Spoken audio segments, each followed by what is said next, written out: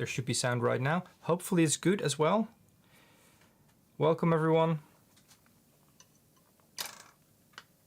Thanks, Paolo.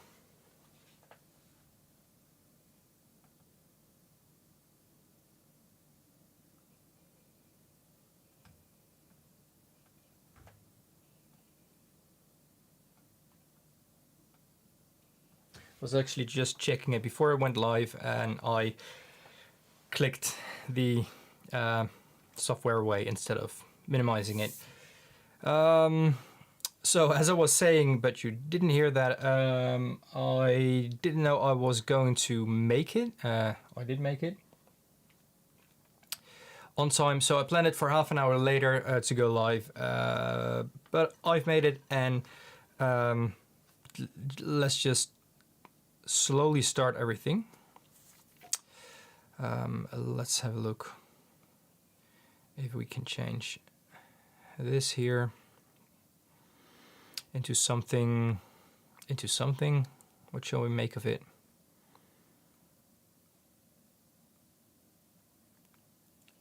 Something like this,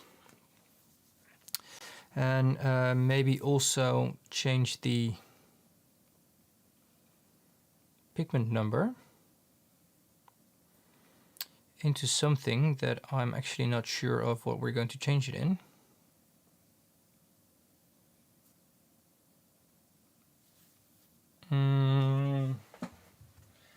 Let's just make this out of it.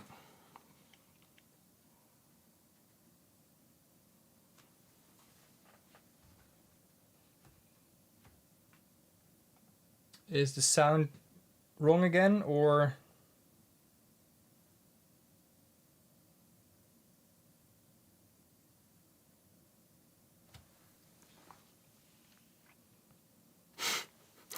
No, I know. It should be fine right now, Paolo, right? If you see it like this.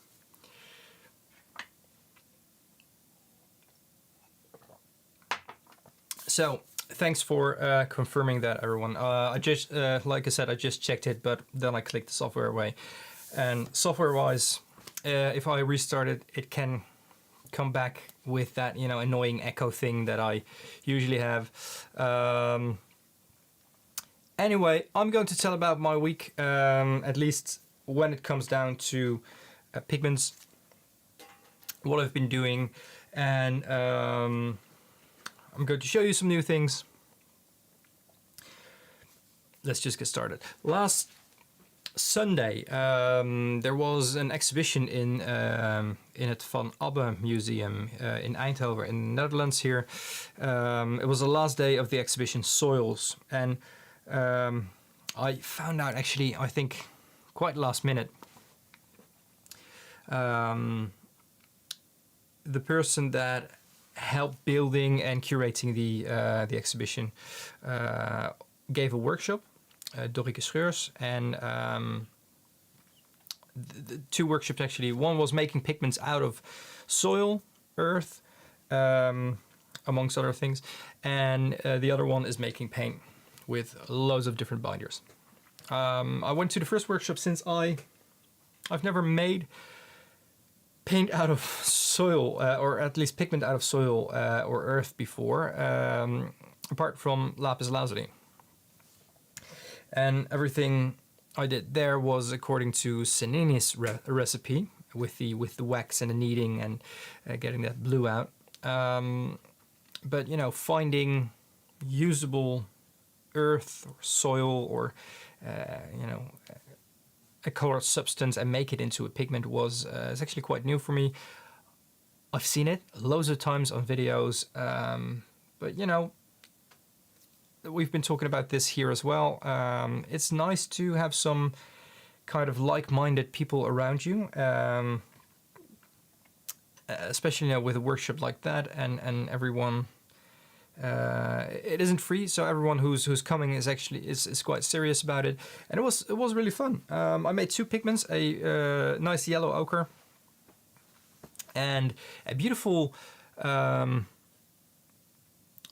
is it limestone? I'm not quite sure.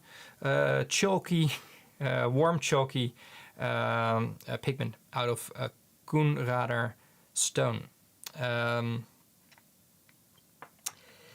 It's one of the oldest layers in the southern part of the Netherlands. It's literally millions years old and contains just compressed remains of, I don't know, dinosaurs, creatures, living beings. So basically it's the same material that we are made out of, only then in a very hard rock layer. The nice thing about that is, since it is such a hard layer of well, part of the earth, not only shell, it's really organic material, Sebastian. They use those for buildings. Those stones, very hard, yellowish, a light yellowish, kind of like buff titanium.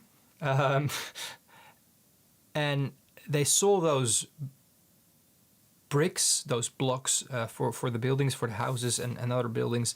That sawdust is actually collected, compressed again into kind of clay-like substance, dried, and Dorike got some of those pieces that she got from well, it's actually just waste of the soil, but it's nothing but sawdust of the actual thing, so it's not mixed with anything.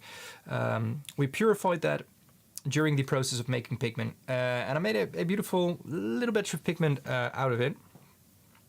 And yellow ochre, I have tons of those, and they are amazing, and it was quite nice to get a beautiful little bit of yellow ochre. This is all I had and all I made. Then it wasn't quite a long workshop, but this is the other stuff. It's not sandstone. I'm going to look it up for you. I'm going to look it up a little bit later for you. The yellow ochre is a beautiful yellow ochre. It turned out to be a beautiful yellow ochre, but especially this stuff was something that I've seen something like it before, but not quite as, I don't know. Let me have a look. Let me have a look for you.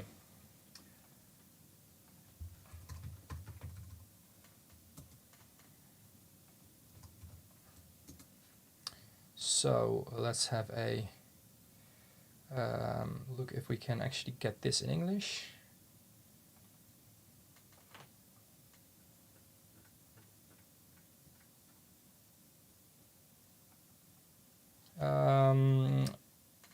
It can be described as a limestone sedimentary rock. Limestone is formed when skeletons of marine animals sink to the bottom and accumulate. Under the influence of time, pressure, and temperature, these sediments have hardened into rock. So I was right about limestone. So yeah, limestone. It can be limestone, Sebastian. But the workshop was actually in English. There were some English speaking people joining as well. But I read about it in Dutch. So I guess the limestone actually it was, yeah, she, and I need to read that back. I don't have that ready for here, but she said there's like the regular limestone, which is quite soft, and this layer was deeper than that, which was actually quite harder than the top part that is usually used for, I don't know, softer things. It's older as well.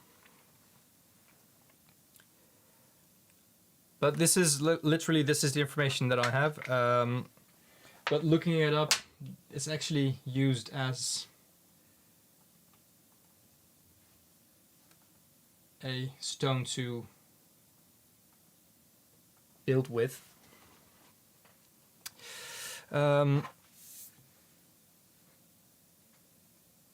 What did we use it for? Building, yeah. Also, You know, when I look it up, I see some decorative pieces on buildings made out of it. So it is probably a little bit softer than, you know, it's not the hardest rock there is. But this is quite nice. I also got some other things.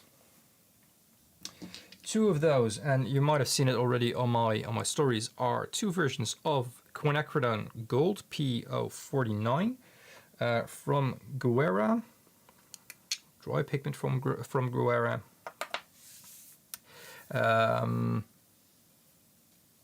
So I'm going to make a little bit of that, compare the two versions, and I received a new muller, a new old muller, I have to say. Let me get that.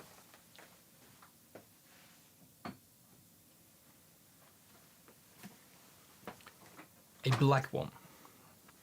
And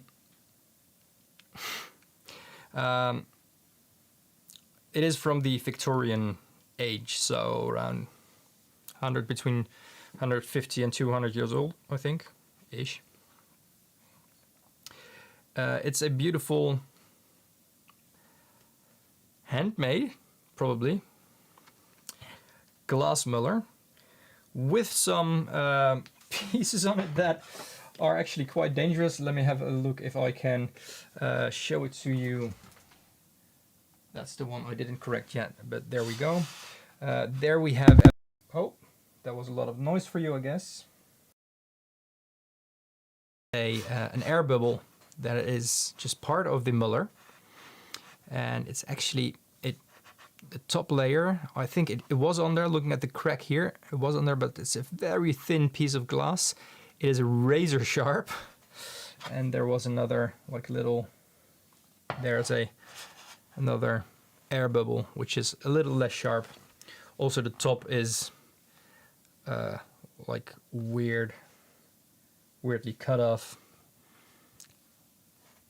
Can't see it from this part, but I think we can show you here. It's cut off in a weird way here, with little bubbles and uneven things. But yeah, a black glass muller, and when I saw this, I knew it was something special. The color of the glass, actually, and I'm going to have a look if I have something here with me now really quickly. I can probably show it to you with my phone.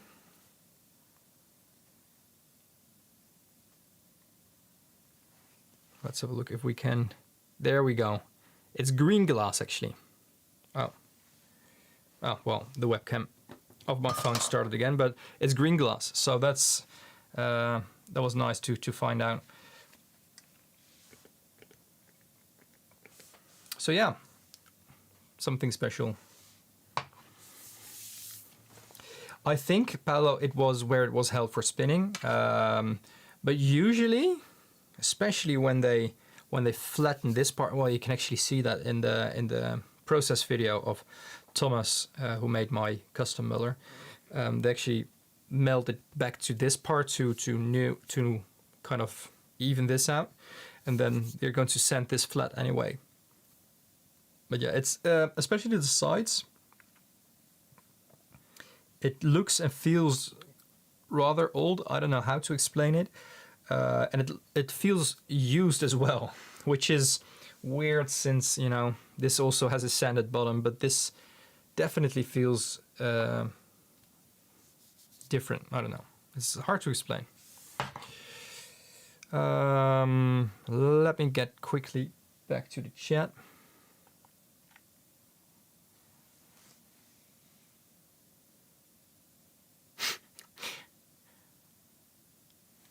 Sebastian, there's like no hurry with that. So we'll find a way.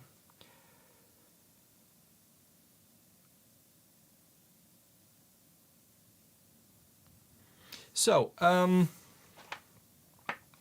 not quite sure if I'm going to use this, since Well, it's glass. I'm not really afraid of using it for the glass or for the age, but I'm kind of afraid of using it for that little chip out of there, since it is really, really sharp. And I don't want, you know, my finger to go past it or anything like that. That would be nasty. You probably get a color some of you have been asking for on my slab, but it's not paint that gives a blood red color on my slab then. Yeah. I was thinking about that, something like, or maybe like a kneadable eraser, or, you know, just put it in there, a piece of tape over it. But it's not that I need the muller to mill my paint. So it's kind of like, yeah.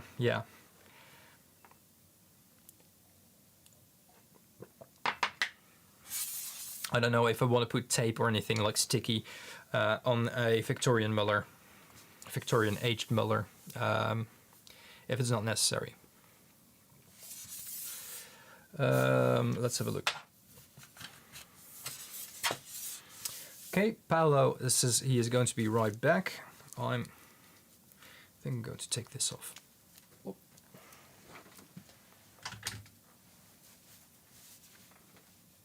That's better. I have everything here. I'm going to show you. I'm going to show you the limestone pigment.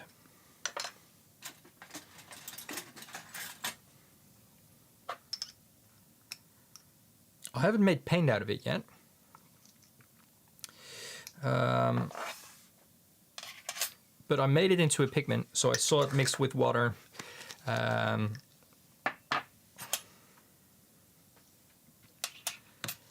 saw it being used as a wall paint actually in the museum. A nice thing about the exhibition that has now come to an end was that the walls were painted with paints pigmented with soil pigment. Is that a understandable sentence? Hopefully it is. And they actually used a sustainable and environmentally friendly binder for the first time in the museum. And from now on, the Van Abbe Museum will only use that kind of wall paint for the museum walls. So it was really nice to see how the subject of the exhibition, soil, was used on the walls as well as part of the exhibition.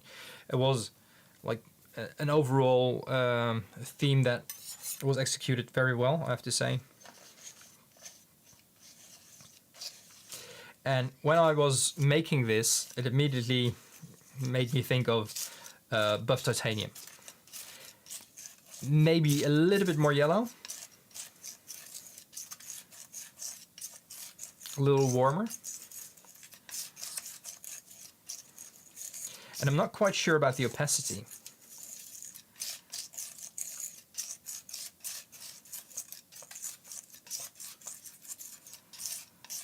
So buff titanium is quite an opaque pigment.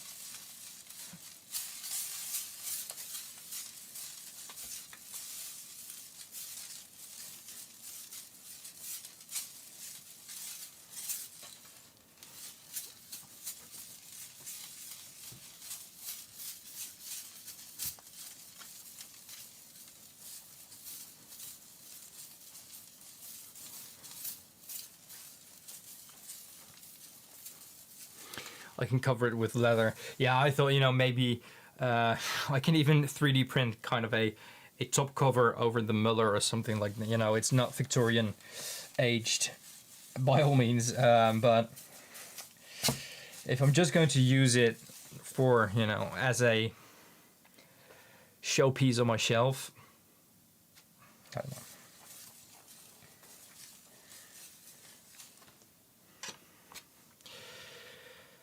Uh, thanks, all days. I don't think I have said hi to you yet, but welcome. I'm okay-ish. Shoulder update, by the way. I have an appointment at the hospital next week, somewhere next week. So, you know, hopefully I'm a little bit wiser next week of what's going on. Because right now it really comes and goes. And for an inflammation, that's not like the symptoms. Like not... if I rest, it can like be an extreme stabbing, like pain. But if I'm very active, it can be the same, or I don't feel anything at all when I'm really active, or when I'm doing it. It's like there's doesn't really make sense to it, to me. Is it true hospitals and doctors are for free there? Yes and no. We pay monthly, like a health insurance. But looking at the costs of what it costs to go to a hospital, or have a surgery, or a ride in an ambulance when it is an extreme emergency, those things are covered by your insurance, and that's like a small percentage of what it would actually cost. Think 100 euros a month, and you're covered. There are exceptions, of course, and yeah, you can pay more for more coverage for physical therapy, things like that.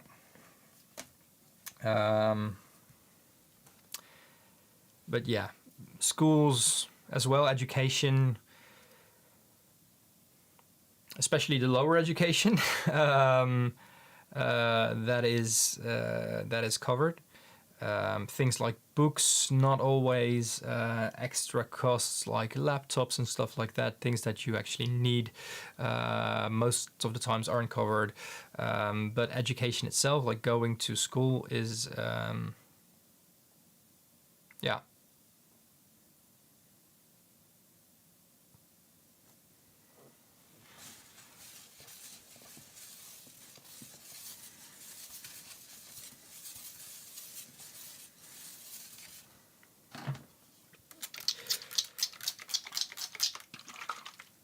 But Mark, I don't know what I don't know if you ever told me that what kind of doctor your wife is, but I don't think she can help you with everything, right? Or can she? That would be ideal, though.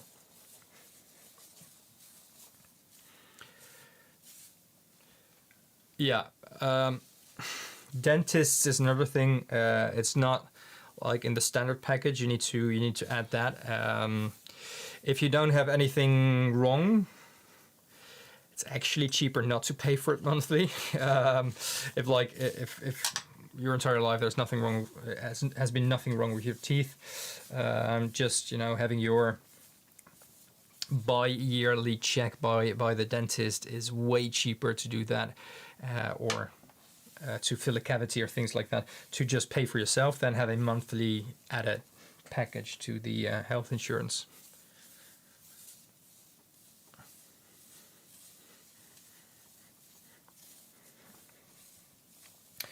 But it's changing a lot over the last few years. The list of exceptions, especially when it comes to medicines, is getting longer. So a lot of brand, like the A brand medicines, you usually have to pay for them. So there's like an off brand, which is chemically exactly the same, but those are covered, for instance, and like I said, it's chemically the same, so it's nothing better about the brand ones. But I think probably especially people from the US get that.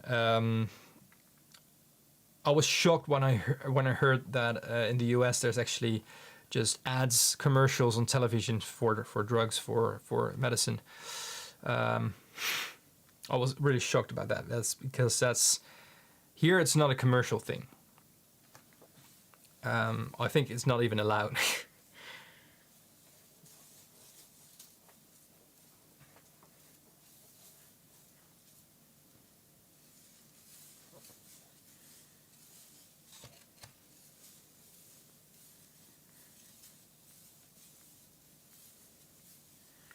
Yeah, but yeah, that's true, Gulchen. But those, you can buy in a regular shop. You don't get a commercial for Xanax, for instance, here. That will be kind of weird. Is your anxiety also going through the roof these days? No.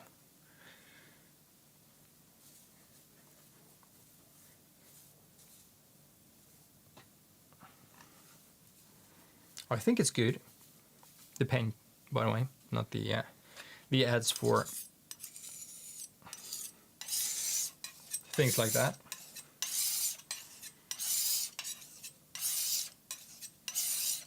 I've made it a bit thinner, although I've crushed it quite a lot when I made pigment out of it. I noticed since it was like a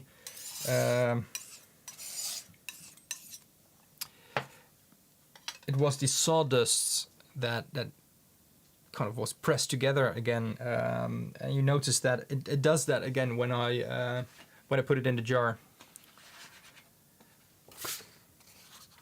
Yeah, exactly, Paolo. Same as, if you want a chocolate bar or something like that, you can buy it at the same places.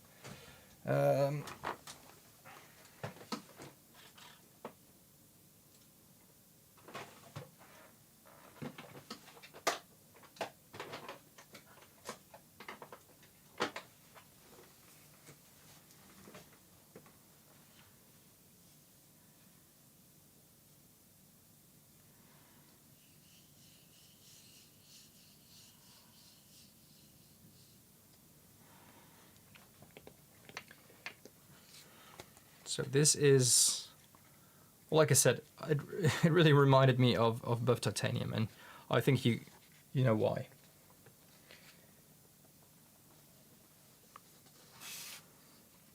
I think it is a little bit more transparent, though.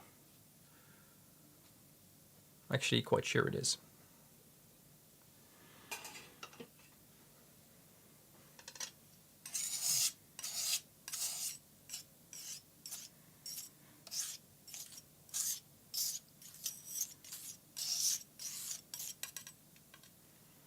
It's a bit, yeah. Let me have a look if I can correct it a bit. I think the camera is a bit on the pinkish side. Let me see if I can dial it back a little bit more. This looks actually quite accurate on my screen. The white balance. But if it's a little bit pale for it. Maybe something between what you see now and what you just saw. Oh, you can't see that. That was weird. I think this is actually a better representation of it.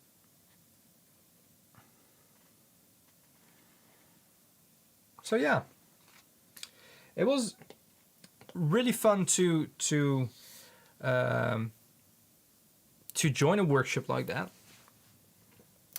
but also to see what kind of people joined. Because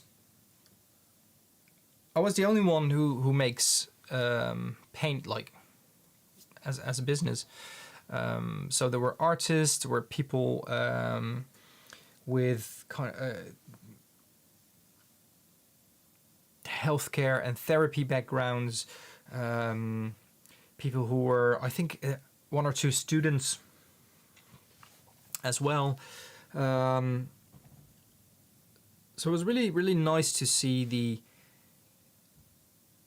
the way people work with pigments, and not really to see what my audience, like what my clients would be, or my customers would be clients, what my customers would be, but it was especially quite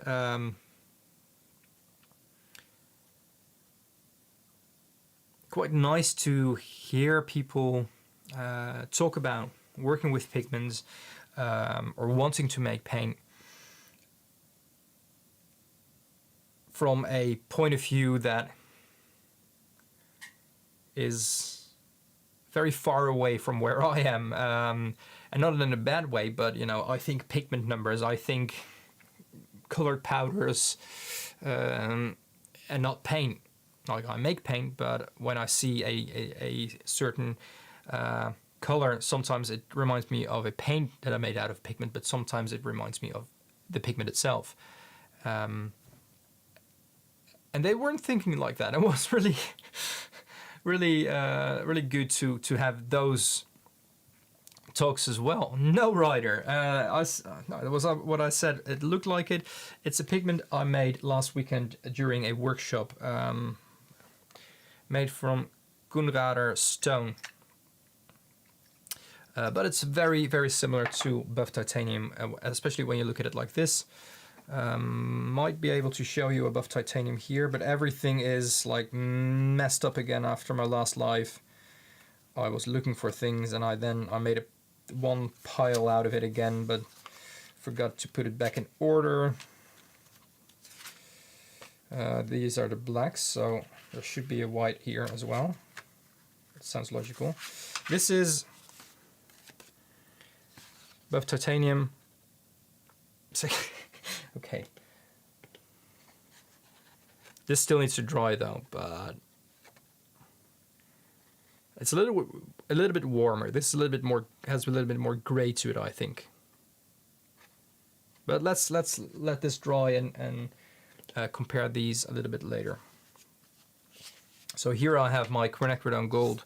It's not a good swatch. It doesn't really make the orange or the lighter undertone come out. It's like a very even, actually quite boring swatch of quinacridone gold, but it's a swatch anyway.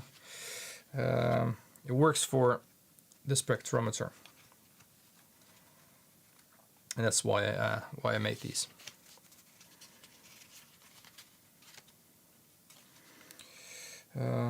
Also quickly looking for my yellows, if I can find these.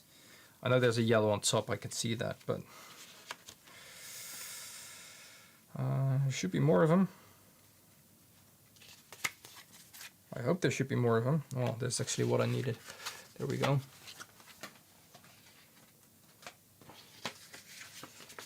So the ochre that I made myself, I did make that. I swatched it, yellow ochre, and this is my yellow ochre Yeti class. And to compare those a little bit more up close, the yellow ochre that I made, also a little bit warmer, a little bit more vibrant. Whereas my regular PY43 regular, a little bit more earthy, I would say, actually, which is weird.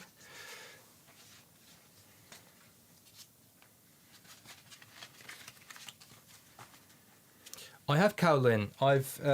Rick, welcome. I have kaolin, and I've used it to make pastels with a very long time ago. Actually put a little bit too much water in it for a dot pen, Gulchen. So I'm deliberately taking my time to let it dry out a little bit, because I wanted to make it a little bit finer than it was. But now it's a little bit too watery for a good dot pen. So I'm just going to stretch out the time for this, to let this dry out a little bit. Maybe I can turn on my slab heating to quicken it up a bit. But I only used kaolin for making pastels, and I've only done that once. I made ultramarine blue pastels, and they worked great. First I made 2 or 3. First one was a little bit too hard. Second one was actually perfect. Third one, I tried to make it like more buttery, like the Sennelier, I think. I love the soft pastels from Sennelier, but also their oils are super creamy, and it's I really love them, and I don't work with them anymore, but I really want to. I tried the third one. I tried to make it like a little bit softer, that kind of smooth, buttery, soft pastel feel, and it fully fell apart and crumbled, so that didn't really work. So yeah, that was a very long answer on your question, but yes.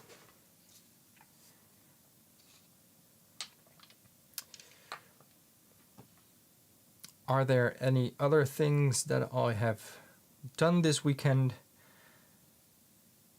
or last week? No, I've made paint. Let's get a stroopwafel.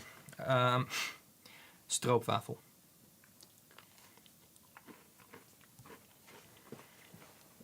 So I'm moving a little bit back because I don't want my millions of years old pigment paint be contaminated with stroopwafels.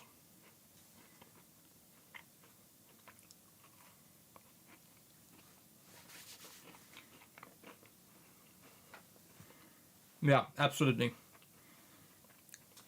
I wish. I'm sorry, I'm eating in front of the. This is very rude, actually, but I had to get something in my system. I don't have a kettle here in my studio, and I'm not leaving for it. But putting this on a hot cup of tea, letting it soften up a bit. For those of you who are not familiar with these or don't have them near you, or only can get them once in a while, try that.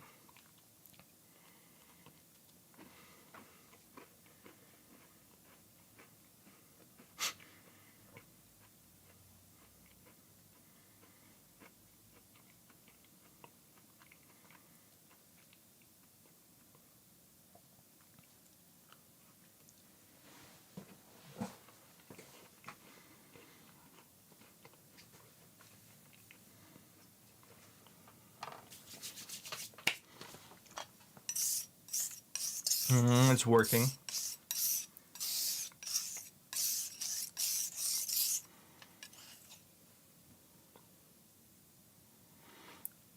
But these things, they're dangerous.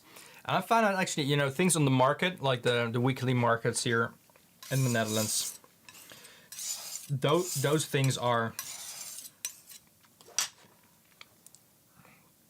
top notch.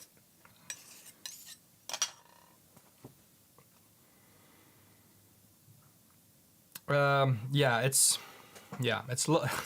is a lot of sugar, but I found that I used to enjoy like in the Netherlands we call it roomboter, but it's like pure butter, like butter made out of cream. I know in the US there's different kinds of butter. I used to love those. But I found out that sometimes the little bit cheaper ones that don't have like roomboter on them actually eat away quite a lot easier without getting you like stomach aches and things like that. But yeah. Ooh, salty licorice. Yeah, that's something you either enjoy or hate, and there's a little bit in between, I think. I do enjoy it sometimes, not all of them. But I think growing up here or growing up with that, I can say that I think better explained like that, because in Denmark, I think it was Denmark, they also have licorice, loads of licorices. But growing up with it, being able to get it quite easily in all kinds of sorts, makes it easier. Exactly, Gulchen. It's a hit or miss. Some, I wouldn't say gross, but I dislike some. I'm happy to send you some, Paolo. like really any kind. Extreme to I'll send you some.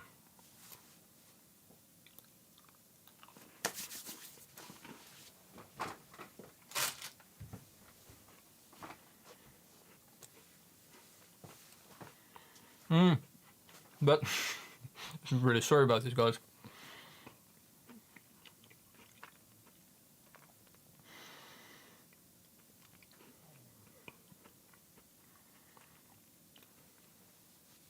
The monkey head, like with the banana part and the those Gulchen, because I bought those for. Oh, do I have them here? I thought I brought these to my studio. I bought a bag of them.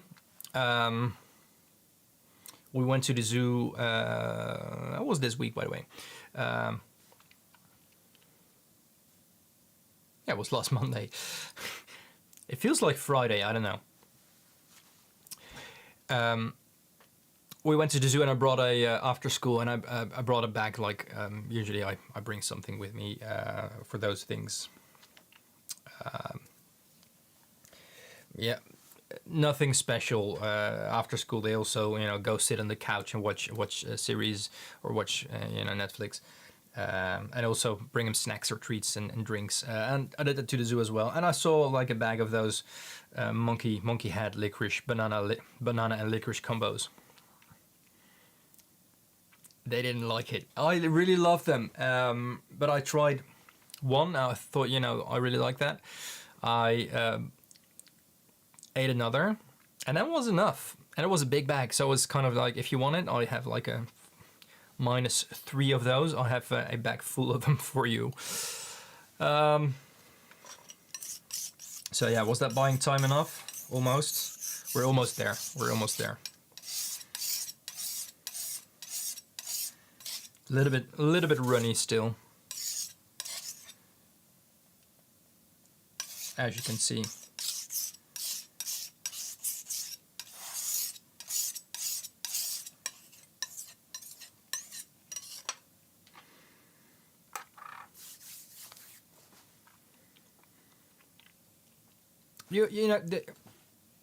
Yeah, that's the one that I had. Like same as those little piggies and yogurt gums and things. That's the exact one that I had. I don't know. Maybe I gotten too old for those. Not the yogurt gums, by the way, or the piggies. Although they get me quite nauseous after a handful. But yeah. So what was the title of this scream again? We're talking about food. Did I put it in a title? Did I actually make something? Pigment family time, our weekly get together. Then food is fine. Food is fine.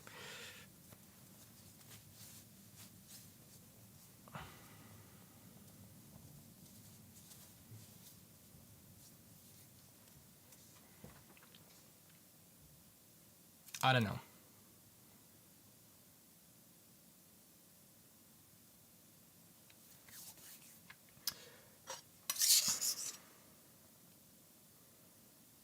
You know what?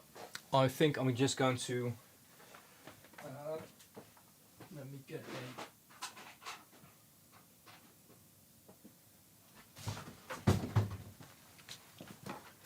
a non-applicable pen. Not applicable. You know what I mean, right? Come on, this one. I'm going to put it in that. It has a little bit more surface area, so it will dry a little bit better than if I would, I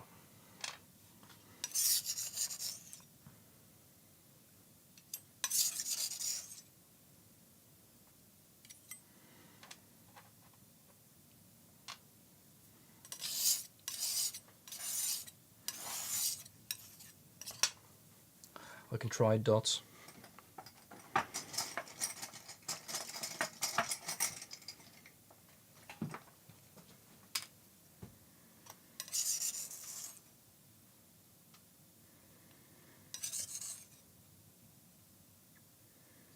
I'm a little bit nervous about next week, by the way. Not that I, find hospital visits scary or something, not at all. What if they tell me that I can't do anything with, my shoulder like for 3 months or so? And I have a really, really big problem. Because I was actually planning to, I think I'm still going to do it. Anyway. But I want to reopen my shop next week, Wednesday. So, in a week. So hopefully, Tuesday, they don't really have, or going to bring me bad news. A 3-roll mill would be a solution.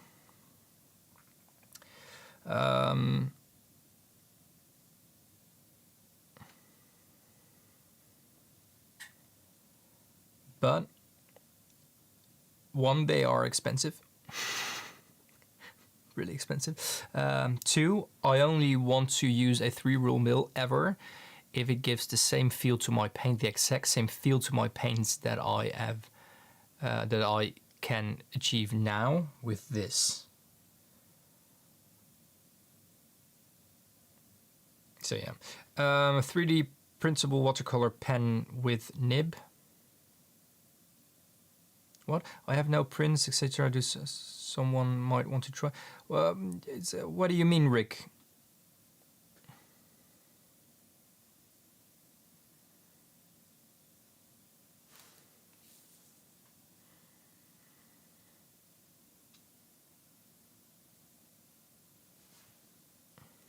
Paolo, I only see your second. Yeah, oh yeah, absolutely. At least they present you with the possibility of a cure. Yeah, I look at it that way as well. I've had like 10 days of like a treatment for it. If it was an inflammation, but it didn't work at all. It kind of feels, sometimes really feels like it has to, my shoulder is dislocated and it needs to pop back in its socket, or it feels like the part of the muscle is between the joint or something like it's a pain like something is, I don't know. And sometimes nothing. And those are the worst times because I forget about it until I do something that makes it feelable again. Do I sleep over that side? Now it's going to get personal, Ryder. I prefer laying on this side, yeah. But it really doesn't make a difference because either laying on it or laying on my other side and having like this not being flat with the mattress. Now, okay, now it's getting weird. Never mind. I'm pulling back. This is no.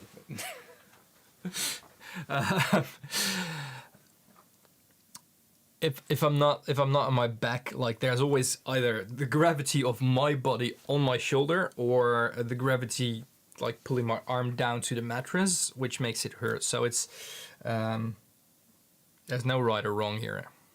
Yeah.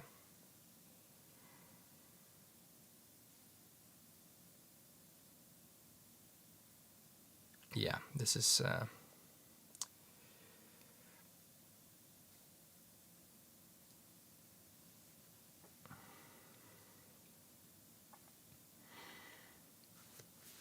yeah, I don't know what it is, because now I can move it up again. I couldn't do that like in the first week, and it wasn't.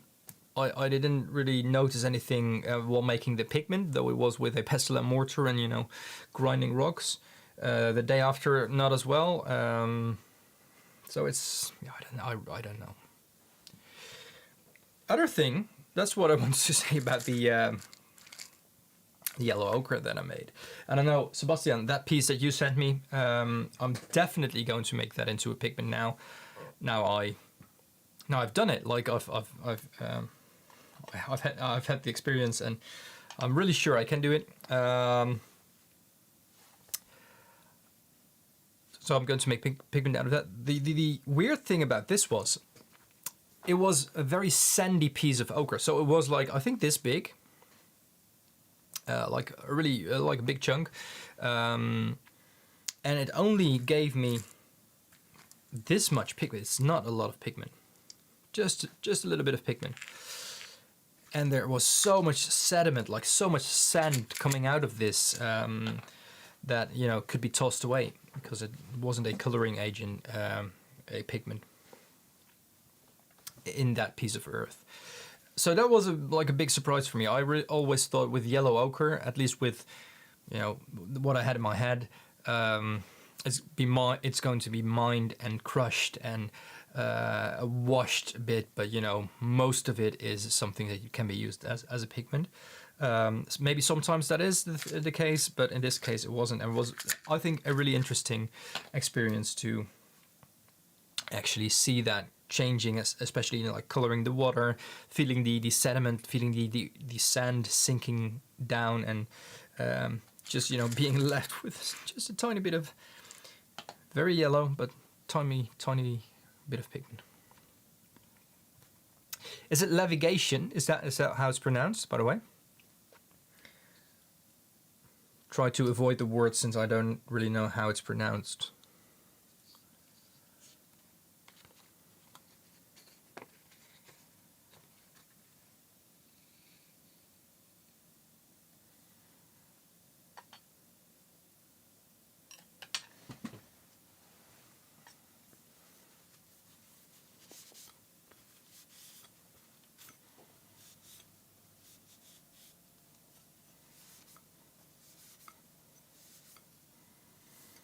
Oh, wow.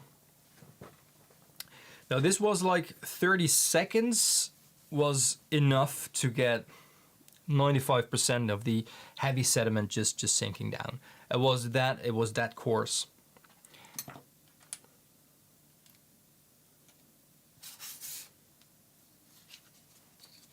So it's drying the same as it looked when. This is definitely a warmer version, or not even version, it's not the same pigment. What am I talking about?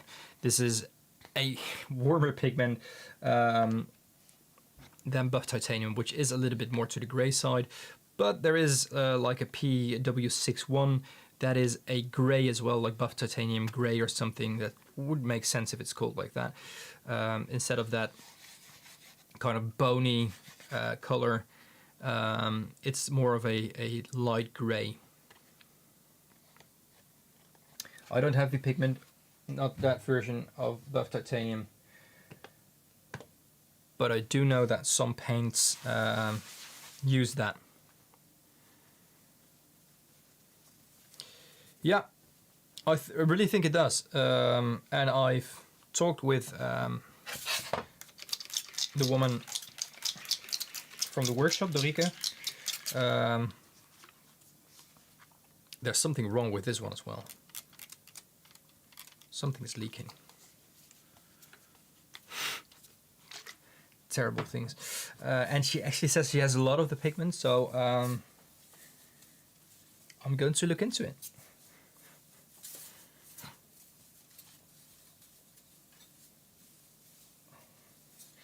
It's what she said about this pigment as well when she explained it. It is the exact same building blocks that we are made out of,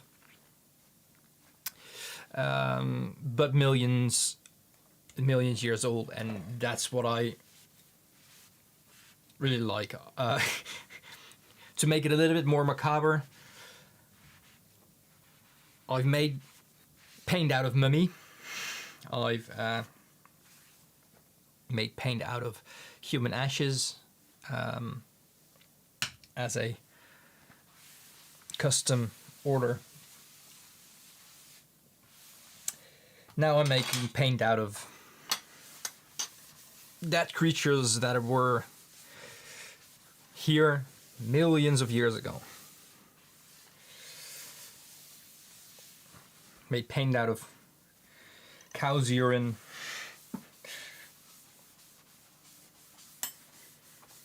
Out of little sea snails. cacti lice. Paint making is so much joy. It's a weird occupation though, I think.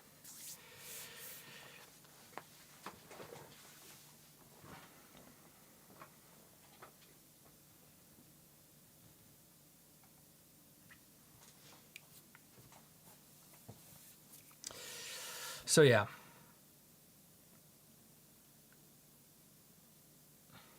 Yeah, Sebastian, but I'm just going to highlight this.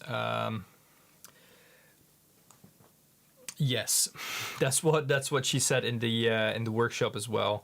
So usually, but you know that, and you know I knew it as well. But it's really nice to actually do it like yourself with a group of people that are all doing it for the first time. Please keep this in context. We're making pigment here. If you use more jars to make different qualities of pigment, yeah, you know, obviously letting it sit for longer gives you a different version than just what I did. But it's like an hour and a half, the workshop, with a tour through the exhibition afterwards. It was a really nice like package thing, but really fun. But not a lot of time to let it sit for that long. Gulchen is cursing here in the chat. You're using a weird word there. I don't know what it stands for, those letters, but let me just... now I wonder how the origin palette would look like with the actual pigments. Though maybe without the orpiment. Nah, just the orpiment as well.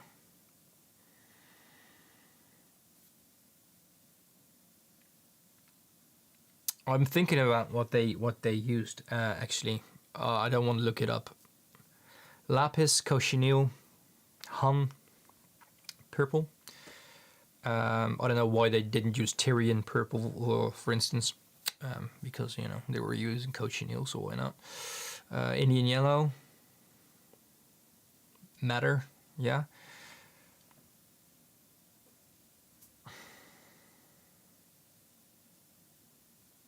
Cinnabar. Fern green earth. We're at 7 now. They forgot it as well, so you know I think it's fine. Egyptian blue? Was that it? I don't know.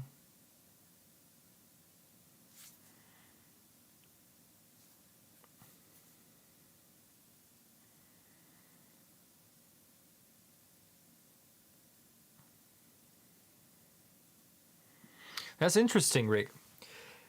Blue-gray limestone. I would be interested in that as well, because I'm really drawn to the pigments that I showed you a few streams back. Or few streams. I don't know even know if it were multiple streams. The orchid, chrome orchid, and antimony gray, blue. I really like these. Andrea, welcome.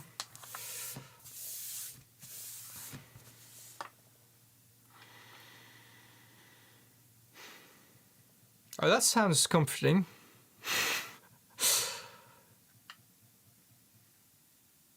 Impingement syndrome. I'm going to look it up. Namisao, welcome as well. Daily exercise, yeah, that's the thing.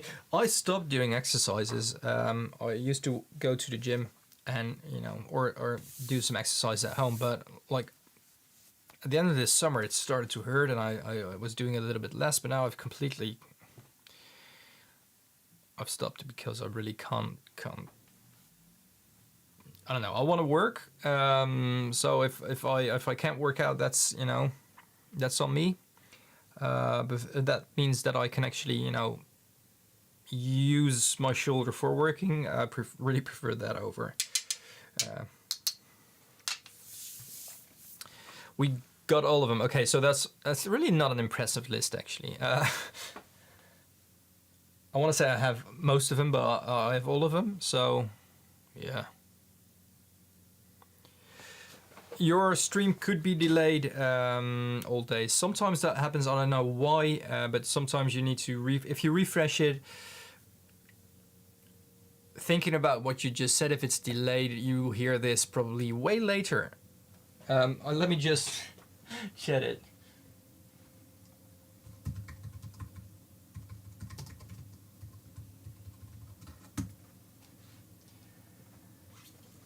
I think that works better for someone who has a delayed stream.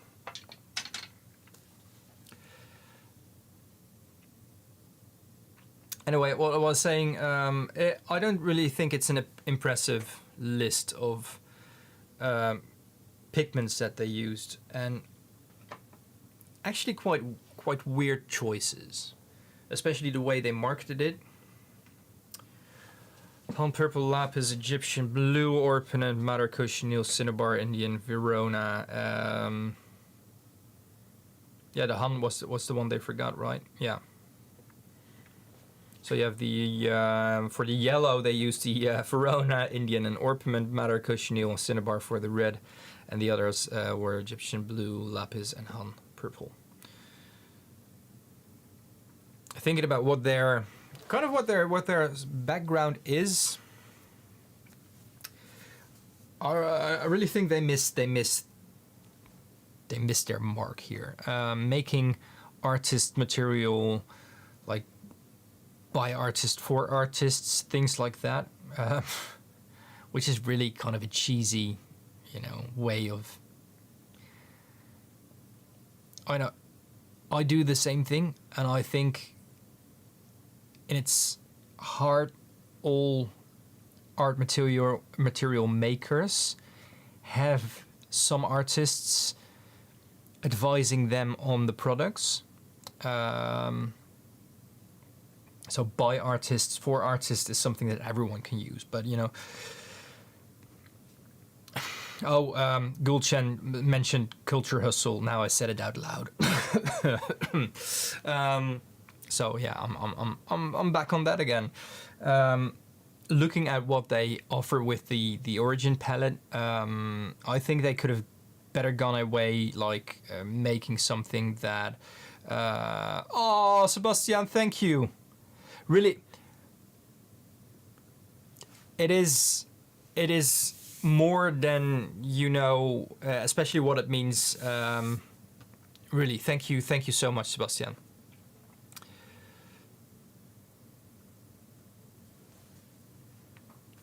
And it's going straight in that bucket.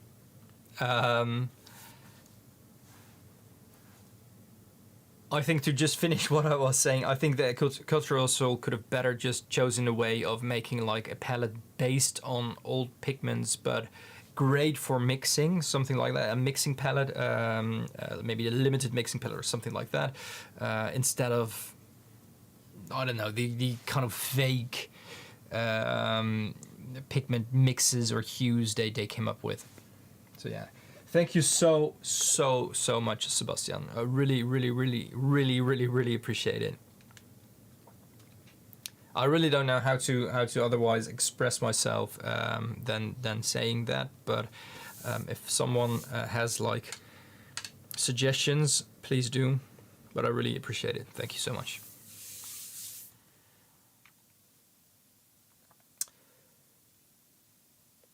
Other things I need to do.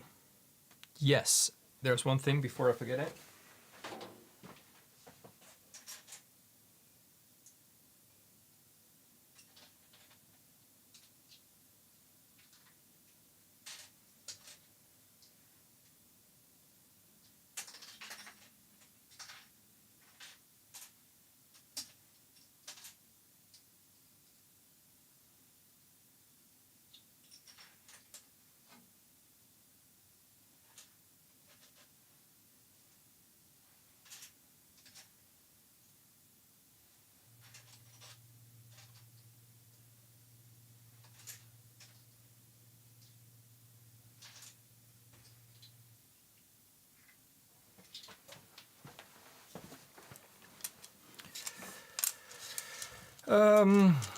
Oh, did I make Han purple on the stream?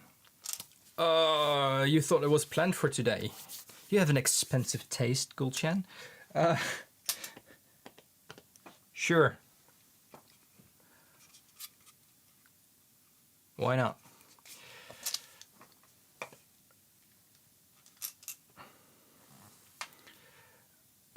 Tell me about the expensive pigment that you saw and had no idea why it was so expensive. I'm really intrigued right now.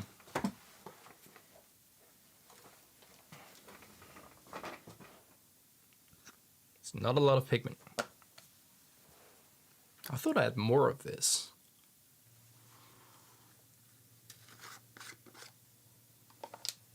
Let's make a tiny bit, shall we?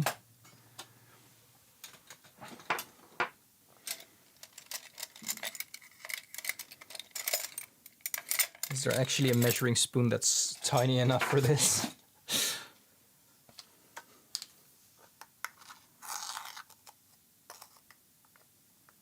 We can do half of it, right? I think we can do half of that. Ah, that's a little bit more than half of it. Tiny, tiny, tiny bit.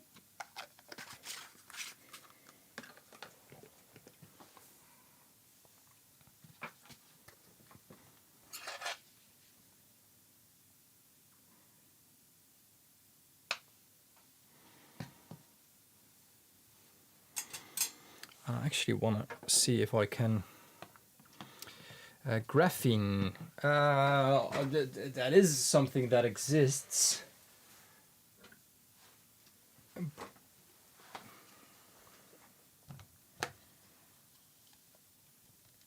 Let me have a quick look if I can change something here before I start.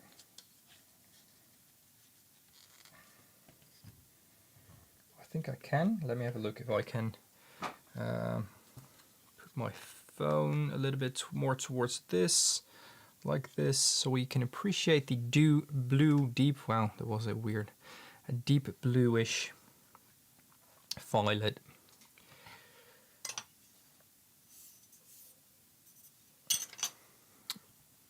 Sorry, I'm stopped halfway through my sentence, but I'm looking for a clean palette knife. There you go. So that's a really, really deep violet.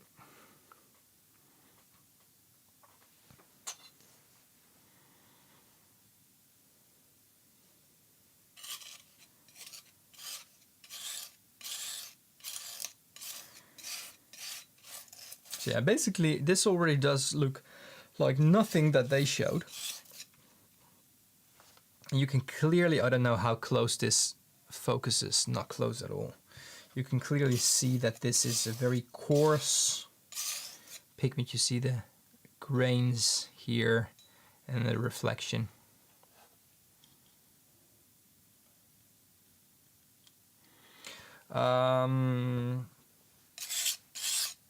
Purpurism, that's a... I made it, but I did it in private, yeah.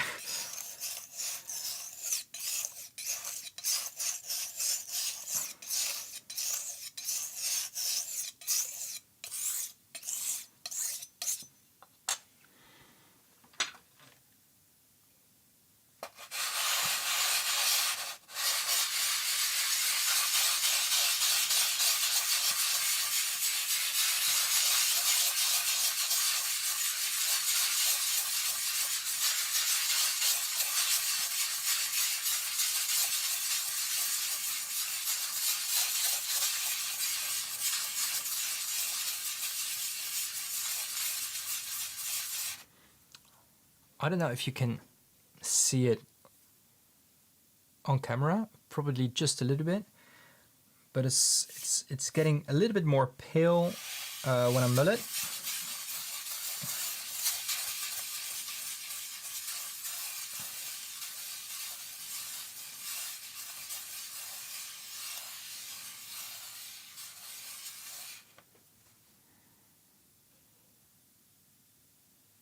Oh, let me quickly do this. Let me quickly, just for 10 minutes.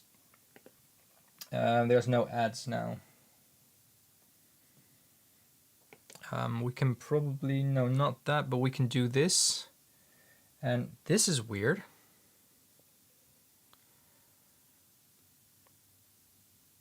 Oh, yeah, this is the wrong one.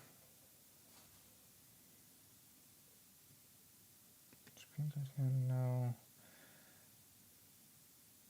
No. Ah, that's a shame. I added the wrong camera.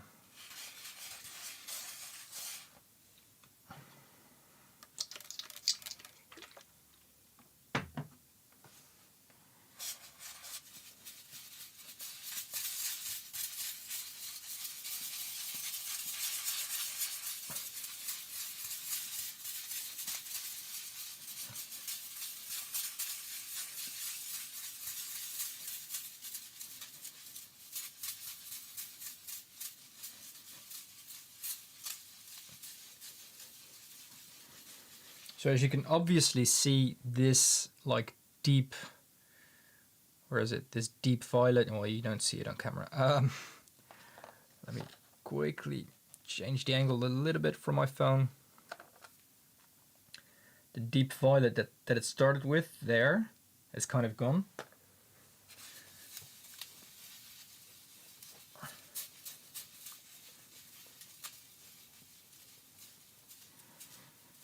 A chrome yellow. It can be nice.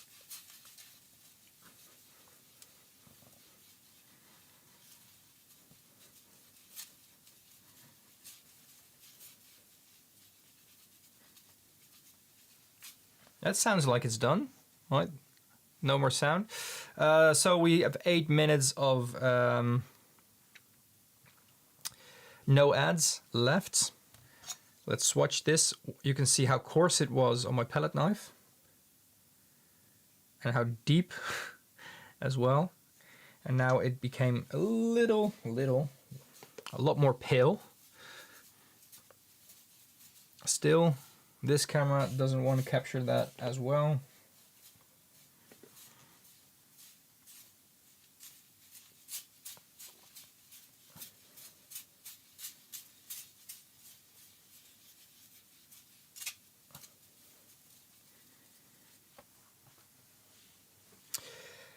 Well, let's swatch Hum Purple.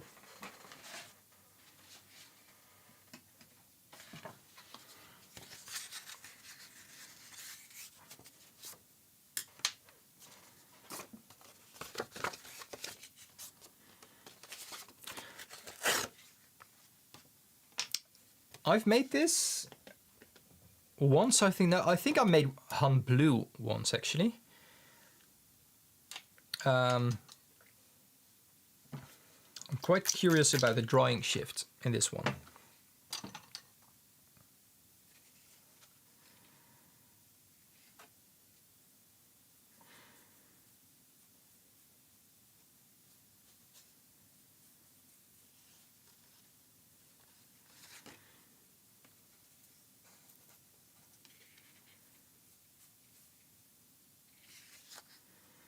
Actually want to get a little bit more pigment on my brush, but this palette knife is still covered in grit.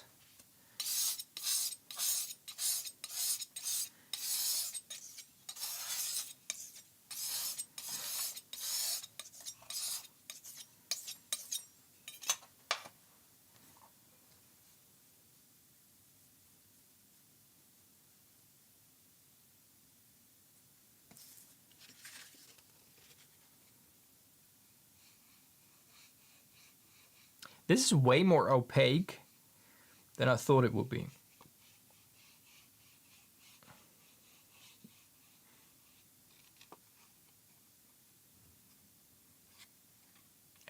And a little bit too warm on the camera. Let me have a look if this is doing anything better. Oh, it's close. It's way more opaque and far less flowing than I hoped it would be. I have an inventory of all my pigments, yeah. By pigment number, name, and brand.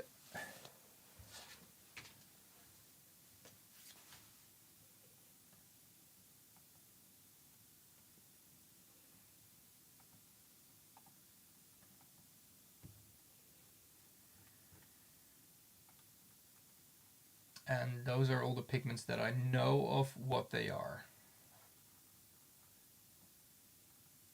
I also have a vast collection of bottles that don't have any label.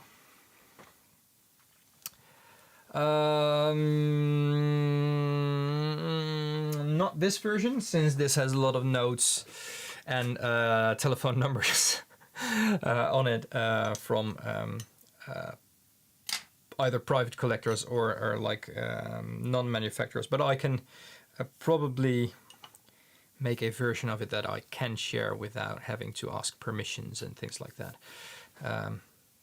which is going to take me time that I don't have for that. And I just want to be really honest about that. Some of those contexts I don't want to share as well. And I'm sometimes really hesitant about that, but I also I still need to remind myself quite a lot of times that it's a business, and I've made the insanely stupid mistake of sharing some of that knowledge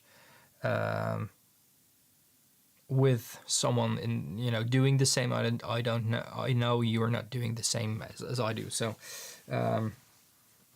but unfortunately, just because I really meant well and I wanted to help others out, I shared some things about where to find pigments that are quite unusual on the market, or if you see them, like 1 or 2 brands carry them, but not a lot of them, especially no handmade paint makers. And then they fully abused my good intentions with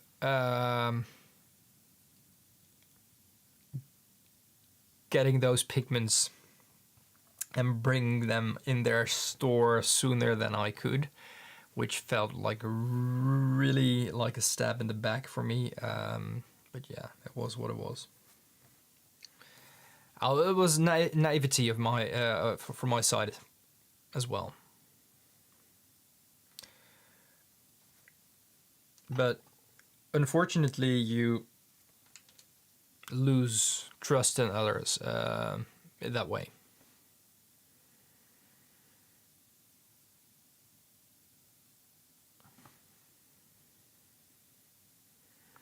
Yeah, no, that's but Paolo, exactly. That's what it is, and I've been I've talked about this before with someone else.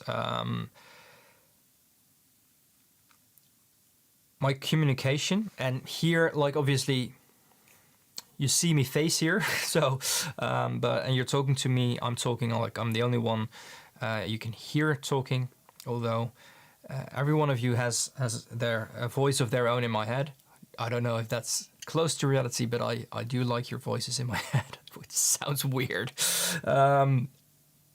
During the chat, yeah. Obviously, I'm the one talking here, and I'm doing the live streams. But I do need to communicate as a business when it comes to marketing and things like that.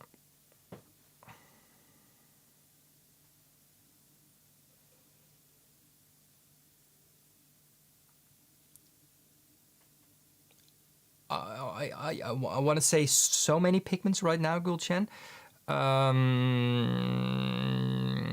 Quinacridone gold. What kind of nail polish would you use? We do get to know each other here in a way that is quite unique, I think.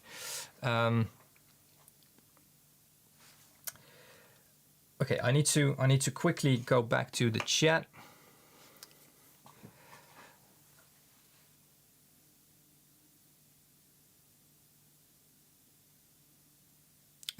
Chameleon ones, the mica based chameleon, or the shimmers are.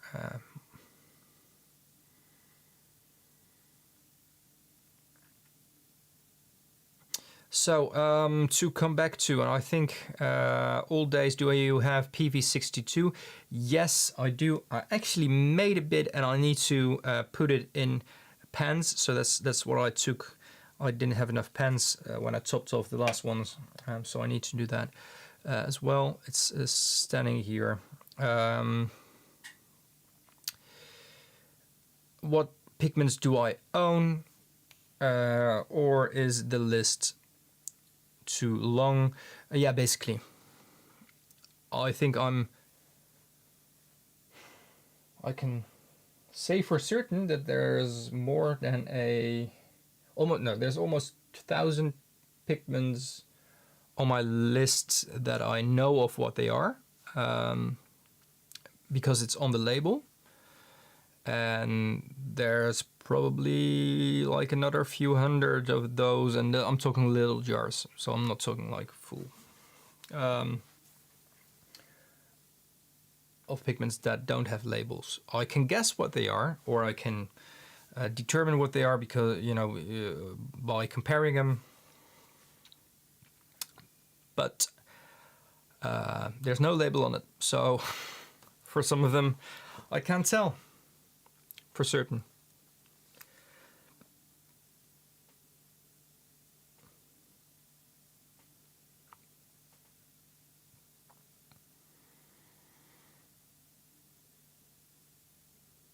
Or maybe you can mix it yourself, Gulchen. I know it's you really need to knead it that much. But there's loads of those pigments on the market. So maybe if you can just have like maybe a little bit more opaque, or a transparent finish layer, you can mix the pigments in. I don't know.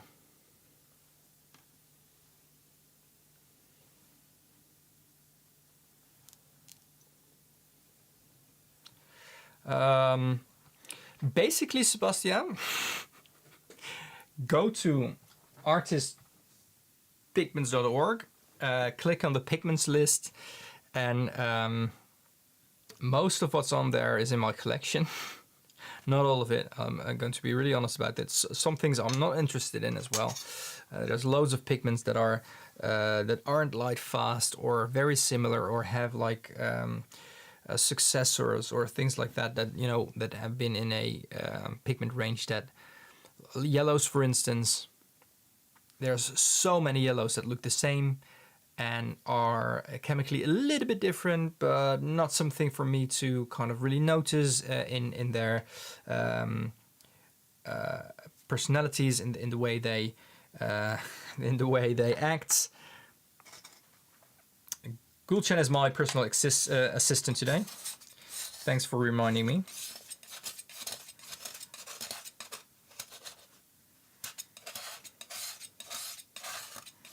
My ADHD medicine has worked, is out of my system by now. So having someone who reminds me, this is not a lot of paint at all.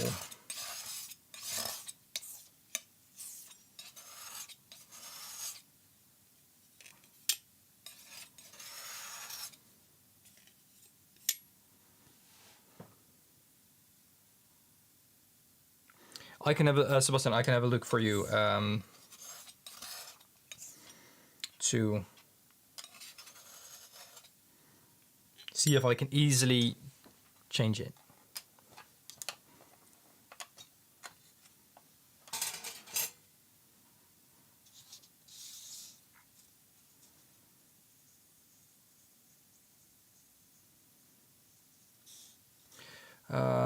Let me quickly get rid of this, and let's dive into chaos again. It's not that bad actually. PV62 is just over here.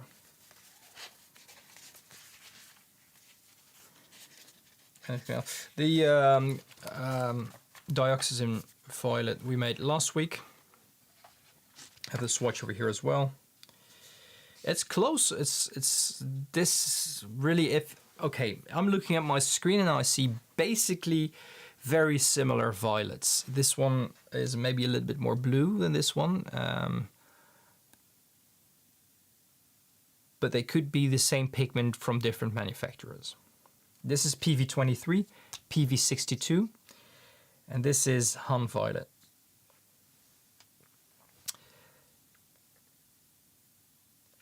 It's a little bit more blue than this is a little bit more blue than this. And maybe we can get my phone back again and actually see if that sees the difference a bit. Just a bit, maybe. I don't know.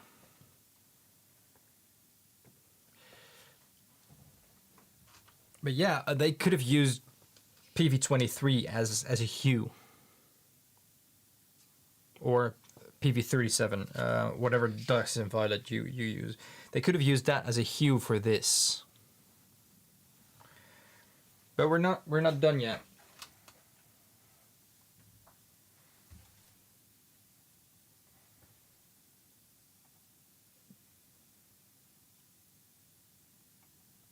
Oh, Sebastian, we can mix with white. I'm just not going to do that. I don't know if that's laziness, but we can definitely mix it with white, and we would see the same. But yeah, I doubt if the camera, like in the live stream, because you know it's also if I can change my white balance like in a camera or afterwards, but in a live stream processed by YouTube, processed by the software of my webcam and the OBS, and then YouTube. I noticed the white balance is a thing, like, but who needs white balance if we can measure it? So we're quickly going to just measure Han first. Oh, I have a reference. Do I have a reference? I don't want to have a reference. I don't want to have one with a reference. We can apply it. No, right? Can we? Can we though? Let's just do it like this, right? So this is Han. Now I'm going to Dioxazine Violet.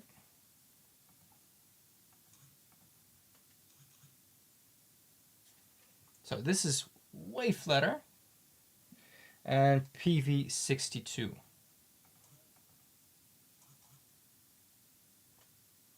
So PV62 is actually, this is PV62. No, it's not the same. It has a kind of a similar curve, but the other way around. So this is Han Violet, what I have here, and this is PV62. So PV62 definitely has more blue reflected, whereas Han has more red reflected, and this is lower. So yeah.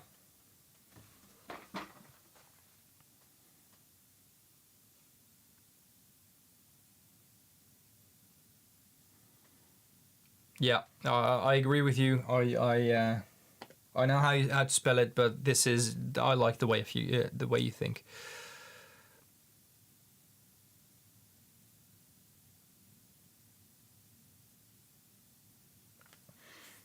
There was one thing, by the way. I was I do want to share that with you. I don't know if it's allowed to use the voice of ChatGPT during a live stream, on the live. Oh, speaking of, by the way, there's something else I want to share with you. Last week was really weird. Last week, Thursday in the morning, I went live, and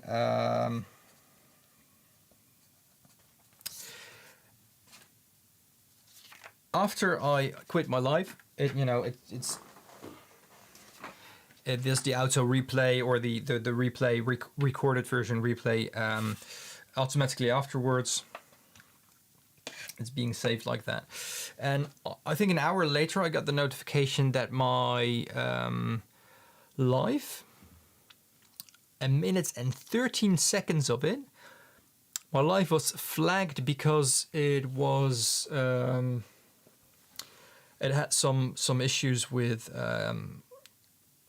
well, some copyright issues with something from another stream, and the other stream was linked. It was a commentary on a football match or soccer, but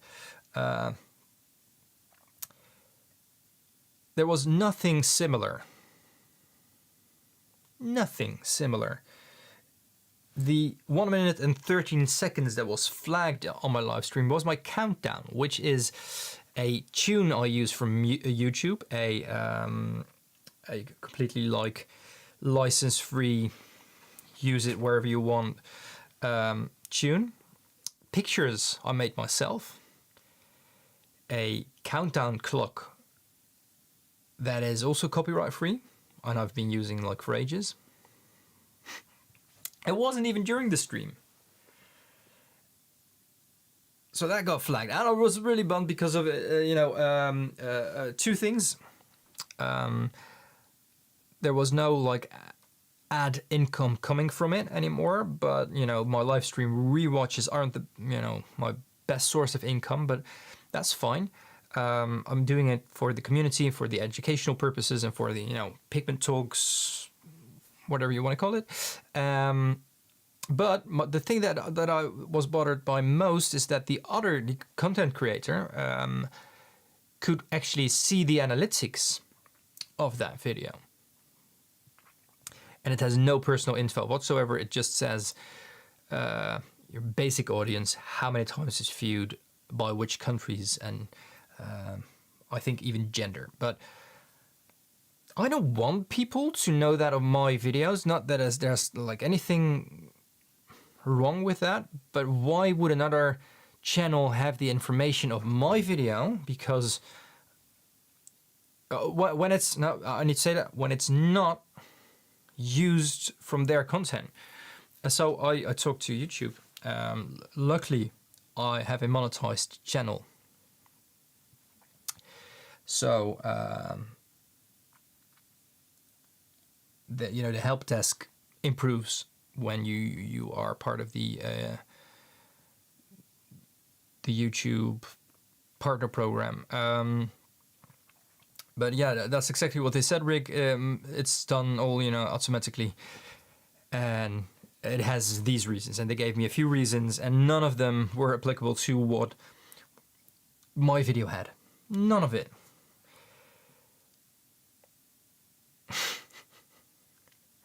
I'm going to take a scotch for you, Sebastian. So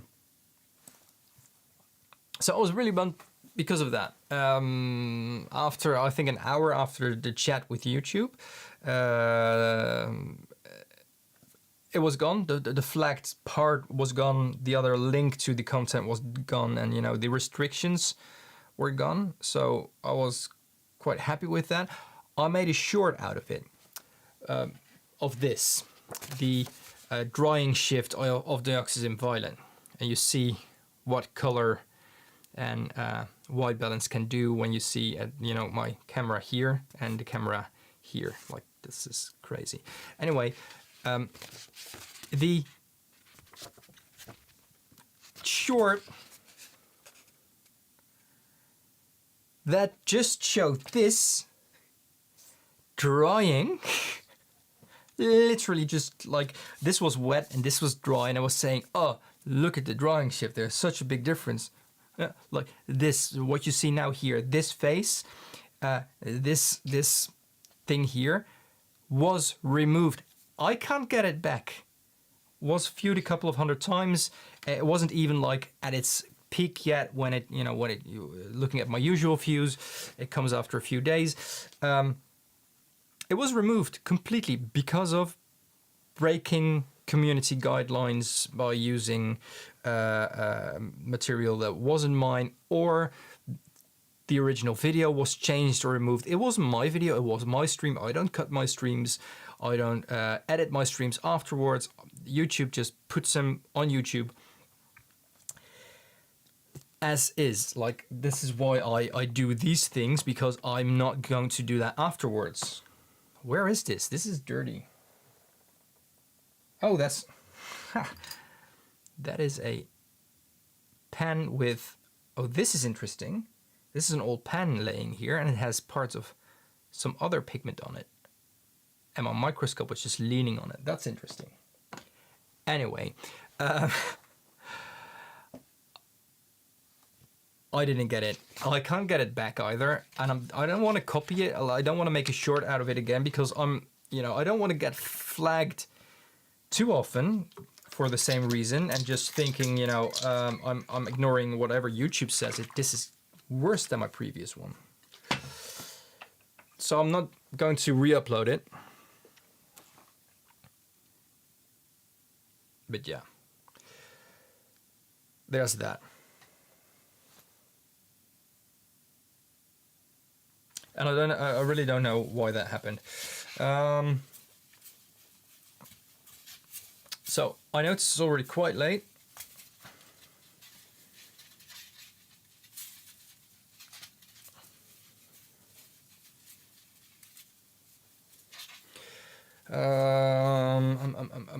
Let's get a clean cloth.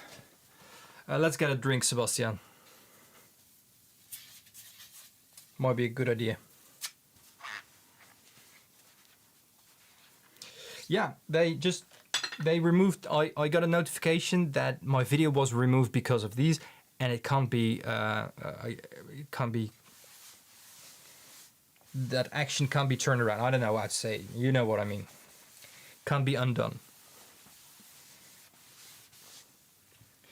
Even if I disagree, I do disagree with it. But even if I protested the decision, and it could, and they would agree with me. For instance, they said, "Oh, there was a fault of the automatic system." I don't know. It couldn't be brought back. It was deleted from the exact same stream that was flagged because of copyright issues. Yeah, the one of last week, Thursday.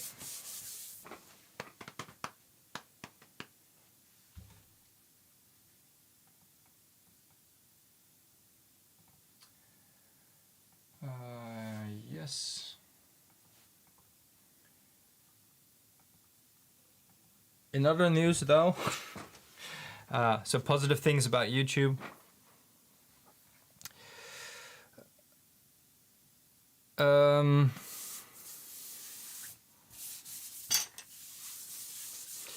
Yeah, I can re-stream this. I think there's actually a piece of software called Restream.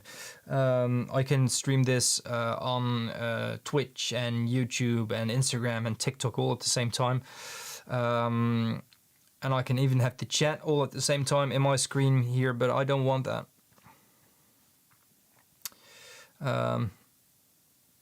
No, old days, you can rewatch it. The stream is back on, but the short I made of it isn't. So the stream is still there. So don't worry about that.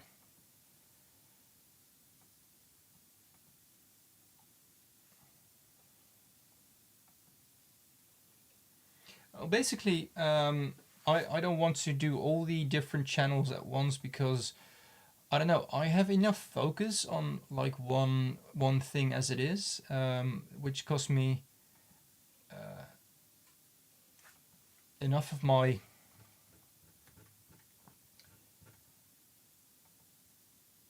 the attention span that I have. Let me just put it like that. So yeah.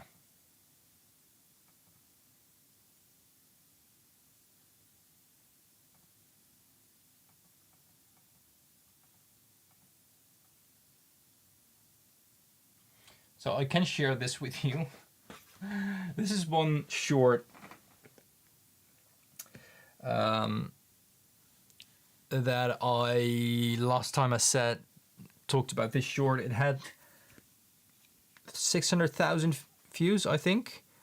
Right now we are at almost 7 million views. It's been it's been showed to people 8.8 million times, and out of the 8.8 million times, 6.9 million people saw my short. this short, or at least, you know, that one short, which I think is hilarious because it's a short of 7 seconds. I didn't promote it. Yeah.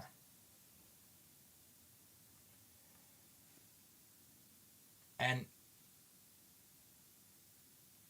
out of, you know, the visits that have that had a few that externally, 30% of that came from WhatsApp.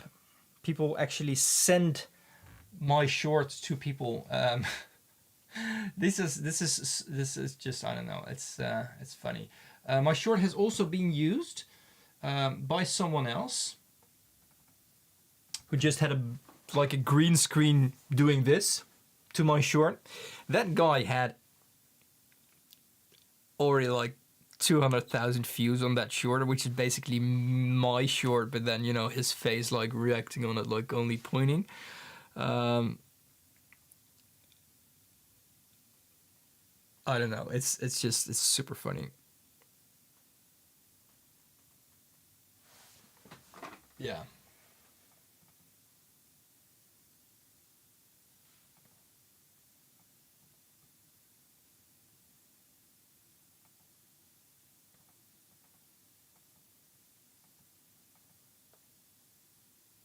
I think it's super funny. And out of, you know, we can see the audience as well.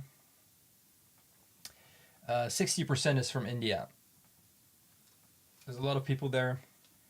So if it kind of goes within a certain community or a certain group of people having the same kind of interests or same channels they watch, and it's being recommended, it's obvious that you know, within a geographical kind of region, when it's popular, it spreads more there as well.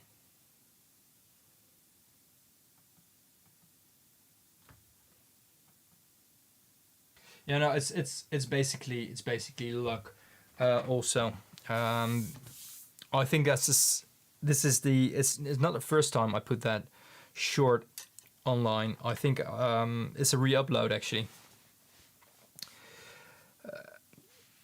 but this time it was posted on a different time and it landed with a good kind of first group of people and was spread out to more, recommended to more. I don't know how it works, but having like almost 7 million views on a 7-second video of me making pullers pink in the shortest way possible, that's just weird. Funny, but weird.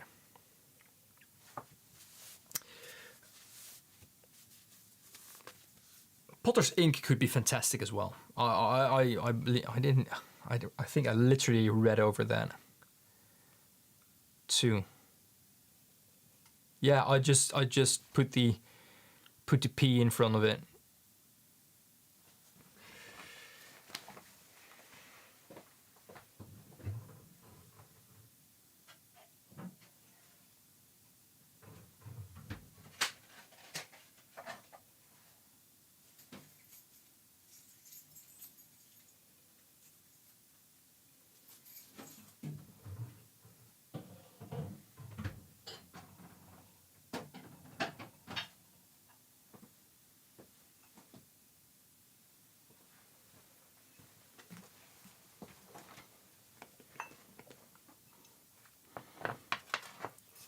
So let's pour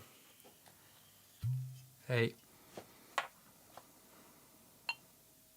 little bit of liquid fireplace into a glass.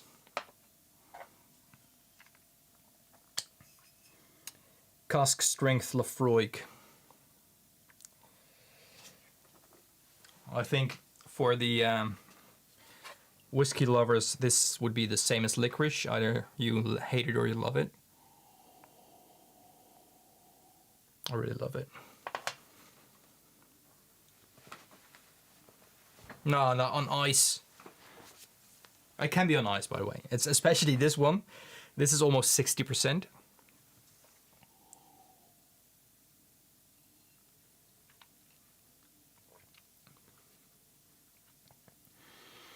but I like it the same as I like my pigments, unmixed, undiluted, full-bodied. No, basically the first two, yes. I think 60% alcohol by volume, yes. I don't know if I can show the brand to you, but you know, I don't want to.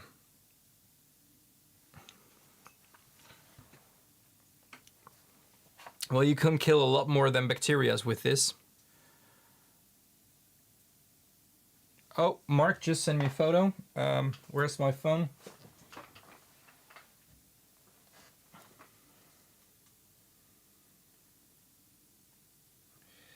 You say you are done with it, but I don't know if that's.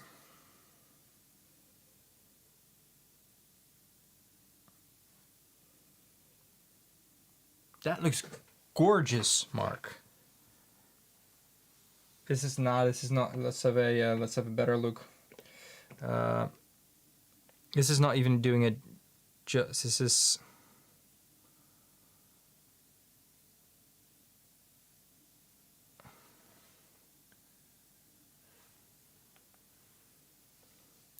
%. That's a quite a specific percentage. But that looks very, very, very beautiful, Mark. It's the mango leaf yellow, yeah. No, it's not. It's not on my screen. It's not ochreish.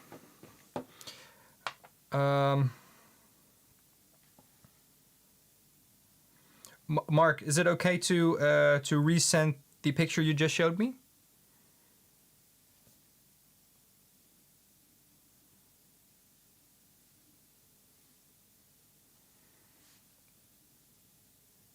Wait, I can just show. This is I'm getting older.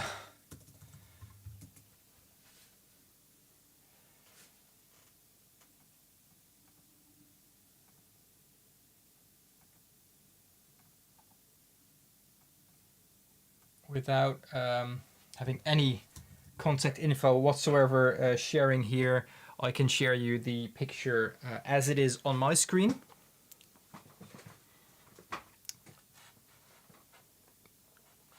Instead of resending it, I can just show the entire audience here and everyone who is watching this after. Looks like a very, very, very, very, very nice yellow.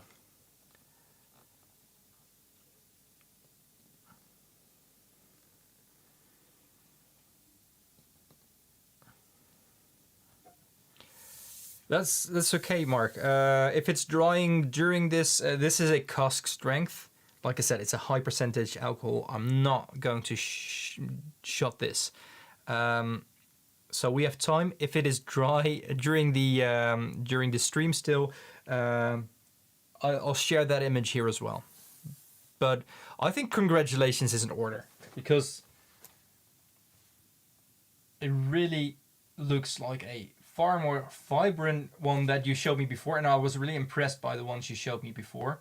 Just going to share this as well, Mark. This is what Mark sent me before. It was still in the filter. It was still like it wasn't dry yet. There was still water in it on it. But this looked very promising already. But you never know with a pigment drying. So it's, yeah, congrats. Very, very nice job.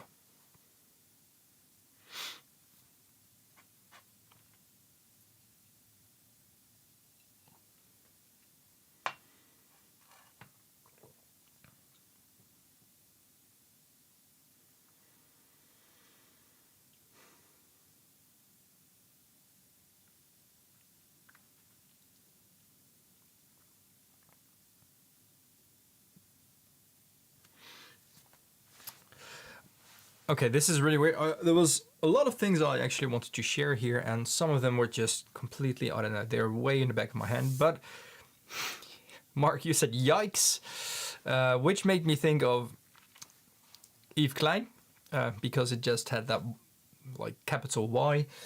They had a painting of him in the Van Abbe Museum. And what I just didn't get, I got it, but I've seen another one of his paintings in the Stedelijk Museum in Amsterdam. And it's out in the open. Like, they have a blue monochrome version and a gold one next to each other. But there's nothing in front of it. No glass in front of it. No plastic. Just a little like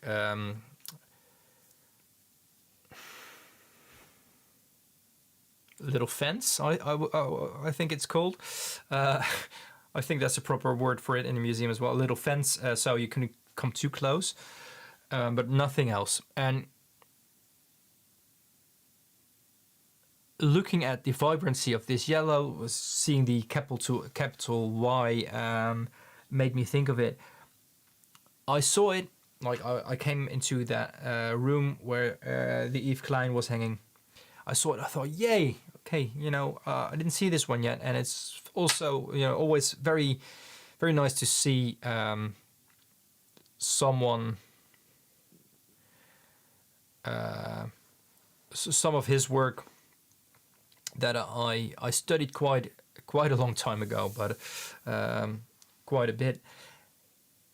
And seeing it in real life, and I came closer and I noticed the plexiglass in front of it to protect it, and it completely made the entire point of the painting, which was the intense blue with the medium that he used, the binder. It was lost because of the thick plexiglass. I just couldn't wrap my head around why they would do it. Missed the entire point of it. So that was a shame. But one thing, I just held my phone against the plexiglass to make a proper picture of the ultramarine blue, which ended up quite nice because you actually could see the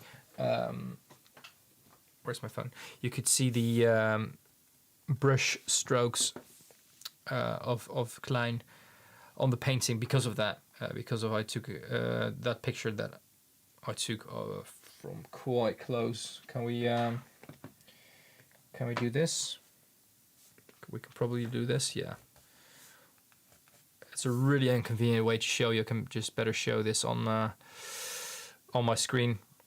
But the protection is it makes sense.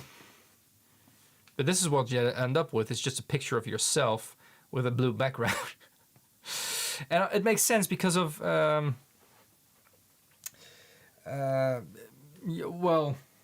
the soup throwing people, but also because you don't want to touch the painting because you'll destroy the coating, you'll destroy the binder. So I got why it was covered with plexiglass, but then again there was a Mondrian hanging there. There were some Picassos hanging there with none of that protection.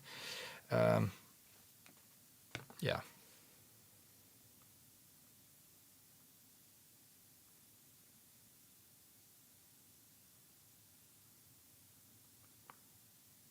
And as a museum, you miss the entire point of that blue and the intensity and the entire the experience of the painting.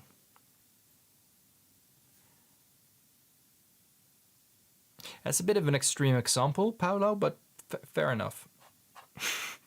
I don't think they did that out of protests in a way that the people throw soup. And I think that would leave more of a impression, literally, than throwing soup at a covered painting.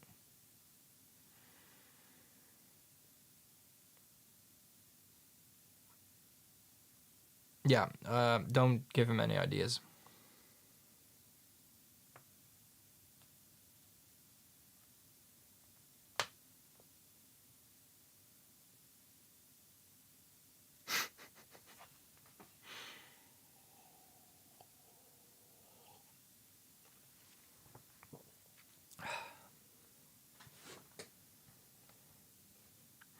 But you have no, like the UV protection or UV protective glass, like museum quality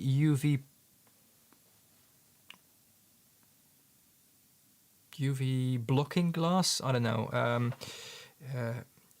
You can also have that like in a non-reflective finish. It's not like it's a matte finish, but it's a special coating that still has like all the transparency but doesn't reflect that much.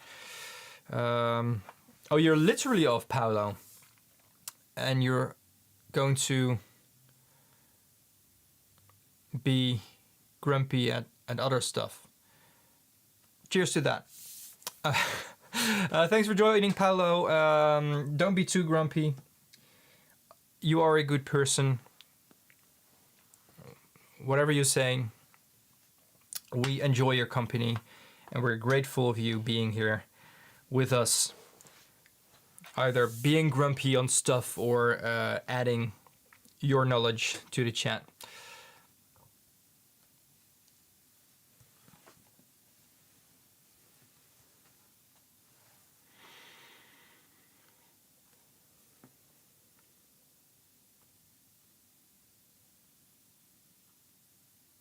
But maybe Paolo is already gone.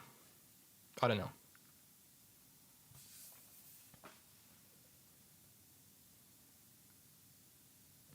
It is...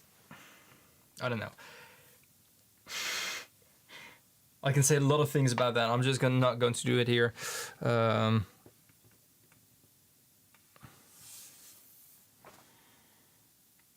Ouch. I think, you know, with an attitude like that, I don't think it would count for most of the visitors. I don't think most of the any museum visitors would notice if you just put a replica or a literally printed poster of a painting on there instead of like the real thing. What I noticed in Amsterdam, in, you know, the big musea there, how much people still make selfies next to a very impressive or famous or like respected old painting. The Milkmaid, for instance, from Vermeer in the Rijksmuseum. I'm always so impressed by the finesse, by the details and the use of colors. And since I started working with pigments, I just zoom in. It's not like I don't have a bionic eye, but I go as close as I possibly can or am allowed to at that point, to see if I can see what, you know, what I know was used, but if I can see that back, or the texture. I actually want to feel it sometimes. I know it's not allowed. I've never done that, but sometimes it's like you can see the structure or the texture of the lapis grid still being a little bit coarse in a transparent top layer, or you can see the spikes of the gel-like, heavy gel-like lead white that was used. And yeah, I did. I think it was his, by the way, but I know I've seen a documentary about the method. And then next to me there is someone who just holds his camera like this and doesn't even look at the painting. Takes a picture while I'm literally with my head like in front of the picture, like looking at it. I'm probably with the back of my head on a few selfies there, where I just block the painting and they don't even notice and they go to the next one.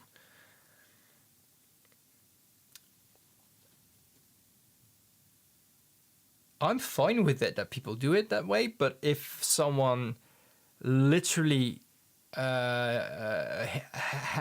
up a paint by color version of that, painted by a toddler, they wouldn't know. Maybe, no, probably some people still don't. So yeah, sometimes it's better to, you know, let people think they had a great experience and hang up something that isn't as valuable as much when, you know, people throwing soup are still walking around. Because that's really pointless. That's a waste of soup.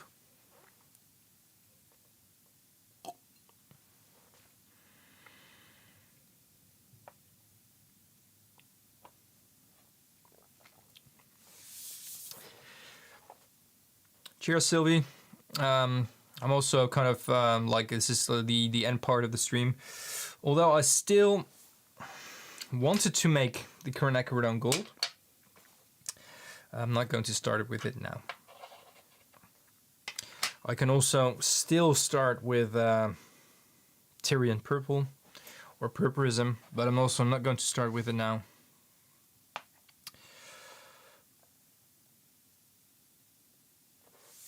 Well, I think, you know, phones, please don't ban the phones.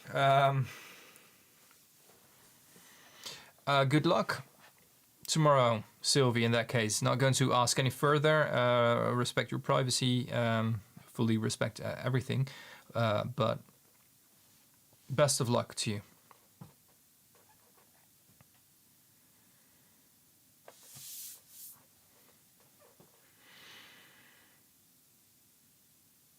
For me, it's I have some really fond memories of musea visits on my phone, also with my kids.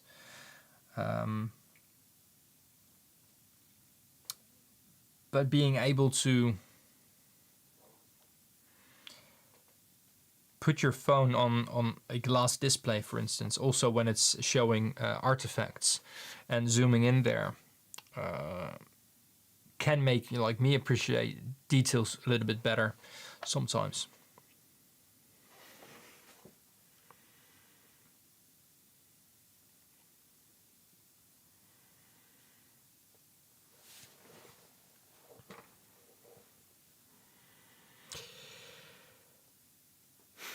Yeah.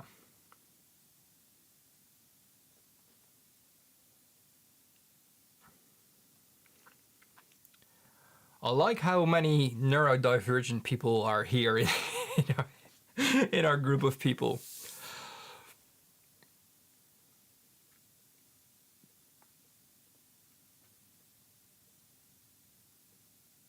Yeah, Sylvie, again, if you're still here, best of luck tomorrow.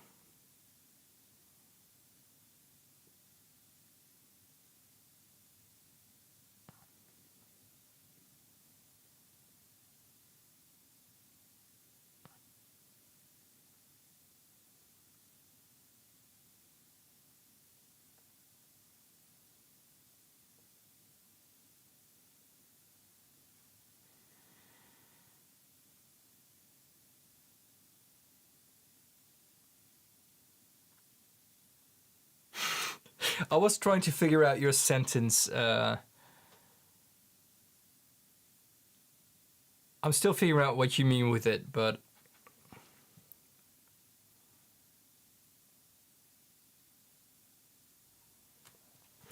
I've always taught that to people whom I helped drawing or painting or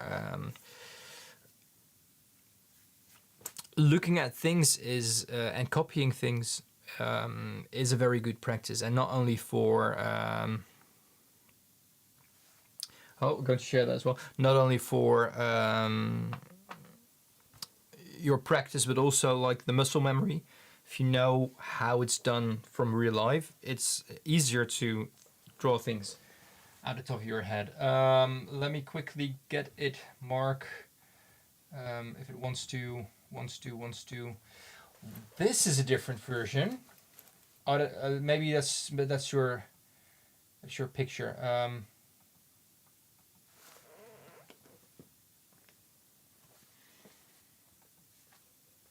This was a wet one. It's not the same swatch, is it, Mark? I can see that it's still a bit wet here, but this is. Oh wow, we can zoom in. We can zoom in here as well. That's up close, in your face.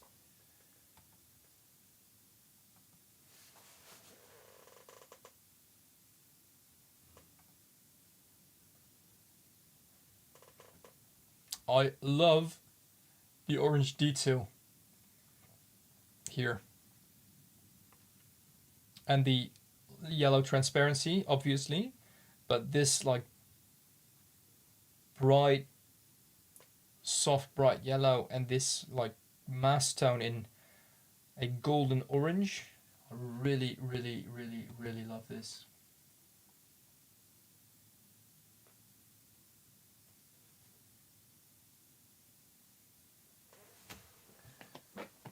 Nice, Mark. Really well done.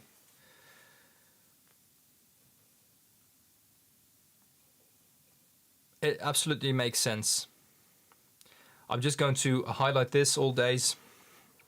It's not only ADHD, by the way, like Gulchen said. There's autism in the room here as well. Loads of spectrumy thingies here, and I'm here for it as well.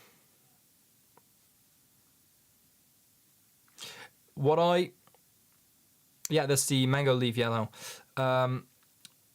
What I was really fascinated when I visited the UK last time I went there. Musea are basically free there, like cultural things. Maybe they're saving on that now as well. Here in the Netherlands, that's like really terrible.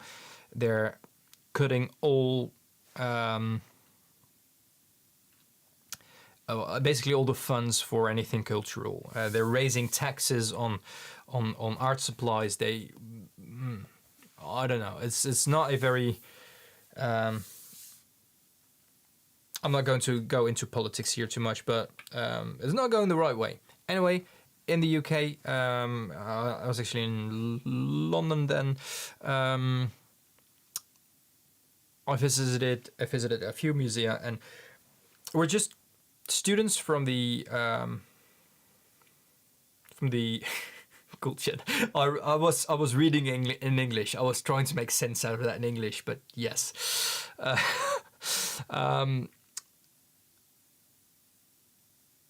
Students from the art academy there just went to a museum, started sitting in front of a statue in groups. Drawing lessons were given there for like middle school, high school kids in the museum. Just sit in front of a Greek statue and just draw it with a group of kids. Just look and draw. I was so inspired by that, and it's such a shame that we can't really do that here. If you go with a class to a museum, you need to like book it and need to inform the museum, and yeah.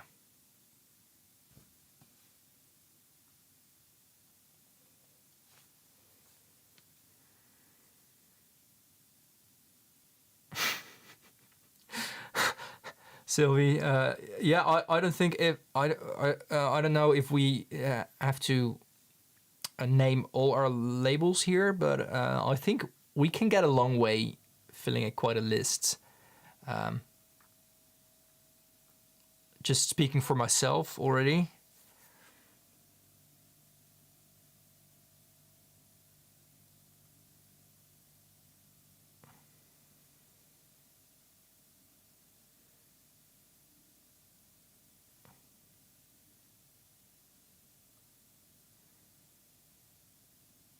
Good luck cleaning up, Mark. Well, from what I see here, it's worth it. I don't know what the mess is. But thanks for joining. If you're going, by the way, I still haven't finished it. Like I said, cask strength always lasts a little bit longer.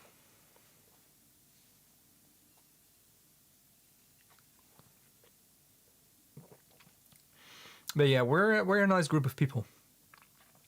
Definitely are. Definitely interesting people.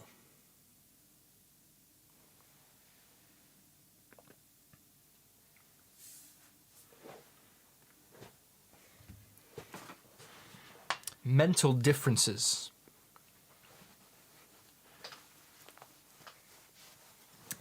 If we ever start a band, that's what it should call, I think. What it should be called.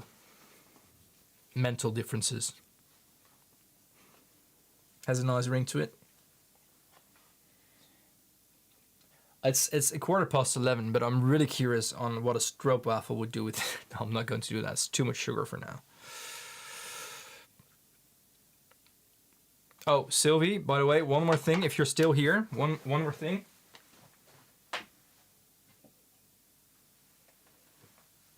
This is the Victorian Muller that I showed on Instagram. I think it was Giefel, wasn't it? I don't know if you're still here, by the way. Oh, you are. Did you say obsidian? I think you did, right? That would have been so cool if this was, because, you know, obsidian, if anyone, you know, watches Game of Thrones, is basically dragon glass. If I could say I have a Muller made out of dragon glass, I would definitely beat Jon Snow with that. Anyway, it's not. It's made out of green glass, but in such an opaque way that it looks like black, but it's just a very deep, opaque green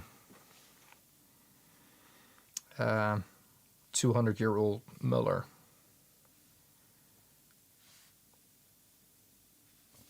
But it's like literally this. I don't see the lights I use. Oh, you don't even see anything I'm doing here. But the lights I use for my YouTube, they're quite bright lights, as you might be able to see from the reflection here. I can't look through it. There's no way. There's like, it really needs a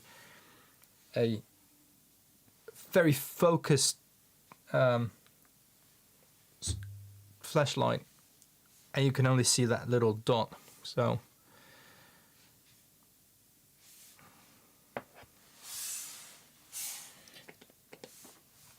It is a smooth one though. It does the Muller thing, like a good Muller does its thing. That is smoother. This was very smooth.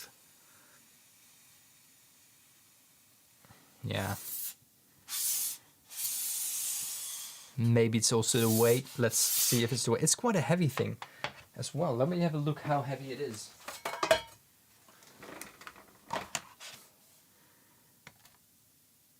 1.4 kilograms, almost 1.1336. Okay, 1,300 grams. Let me just put it like that. 1,300. That is as much, almost as much as this is. This is definitely bigger. It has way more glass on top of this.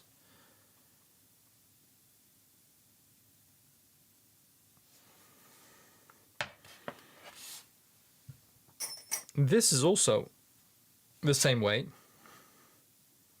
which is basically kind of, you know, correct. I wonder what kind of glass is used for this.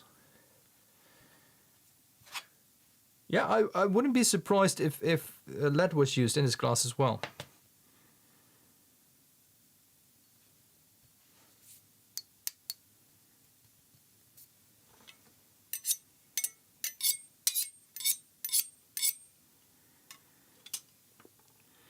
UV light, let me have a look. Is this still charged? Yes, it is. No, it doesn't.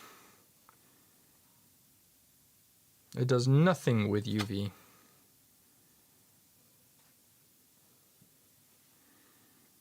Doesn't even catch on camera. It looks white here. Wow, well.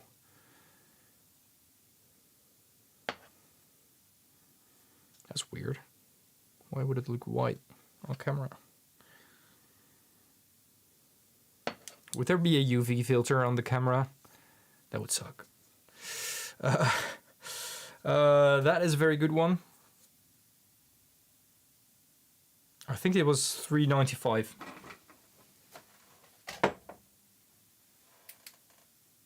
That's just blue. And now I'm blind. This was $3.65, but it's not charged. So I can't check that. Yeah, my eye actually hurts. It was just a blue flashlight, which actually just, you know, maybe part blind here. Let me have a look. That was, you know, because of this. Just color theory for my kids. Mixing a light, you know, red and green making yellow, and blue and green making cyan, and red and blue making magenta, and all three of them making white basically, but you can't see it, but that middle part should be white. It's kind of white, but it's a colored white, but yeah. Fun to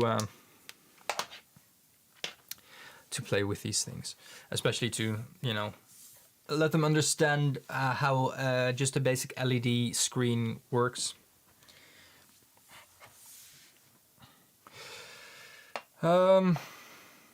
Uranium, does that shine under black light? Now you say something. But I have a Geiger counter here, and it's not charged because it's not something I use very often.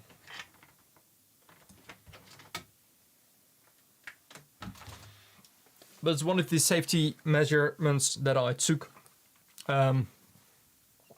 with collecting all kinds of old pigments, especially the ones that are invisible here, the ones that I don't know what they are, that I bought a Geiger counter, a particle counter actually, radiation counter, because I didn't know what they were, and I don't want to have radioactive or any kind of thing emitting wavelengths and particles they are actually in my studio.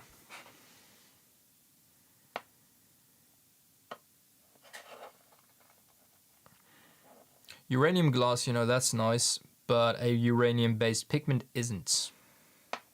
And they are there. I had the chance of buying a few a while back, and I passed on that because I don't want them in my studio. They were beautiful colors, but I was actually scared by them. So yeah, having a tin can bucket full of Paris green here doesn't really scare me, but the uranium does. So yeah, Gulshan, have a great night. Hope you have a good sleep. I'm not going to buy it, Sebastian. There's not going to be an exception. If I can still get it, I'm not going to buy it. Simply because I cannot handle it in a safe way.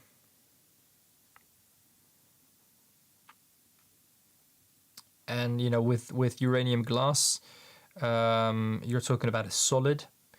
Uranium pigment is already particles emitting dangerous particles. I'm not going to do that.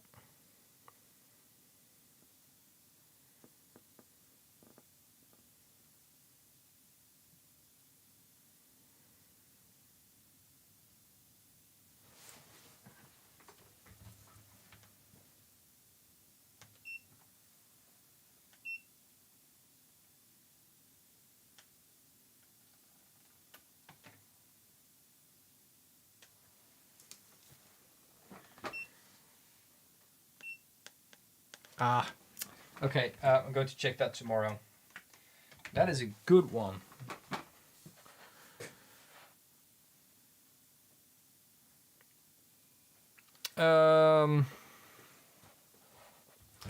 Let's have a look. PR221. Yeah, I know, and I know I don't have it. I think.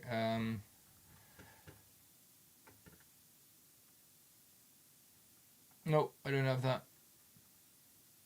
Although Roman was going to send me some pigments. Yes, I'm just calling him Roman. Let's have a look. Roman.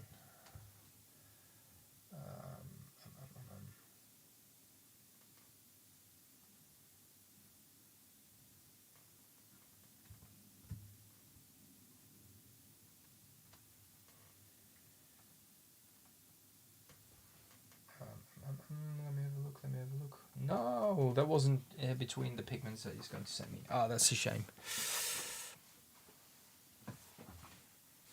I don't know. It was ready. There were five bottles of pigment that I could buy, and they were all different radioactive pigments.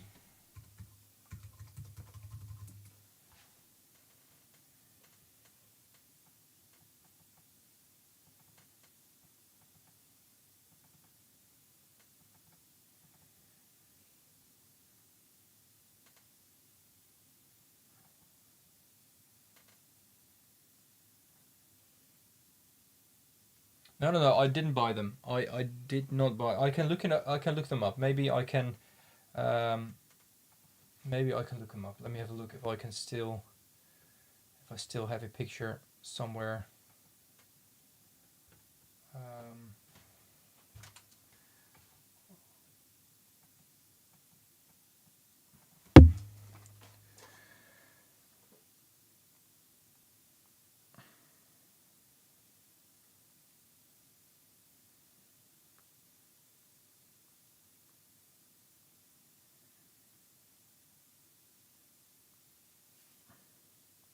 Yeah. I don't. Let me save this so I can actually show it to you horizontally. I saved the picture.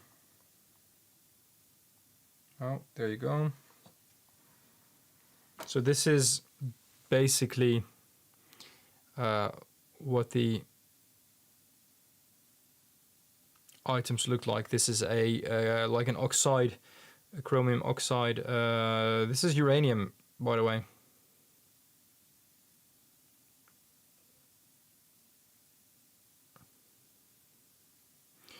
So a dark moss-ish green, a PG or PY53 yellow, more like a lemon yellow. This is like an orange. This is a lime greenish, pastel lime greenish thing, and this is a radioactive green. This is really hard. I'm going to share it on my. This is not from Roman. No. This is not from Roman. This was something I saw a while back as an option to buy, and I didn't buy it because of the well, obvious reasons, I can say. No, this is not this. That's my floor. That's weird. This was the one. So this is basically what I could buy then, and as you can see, the first two don't even have a lid. Yeah.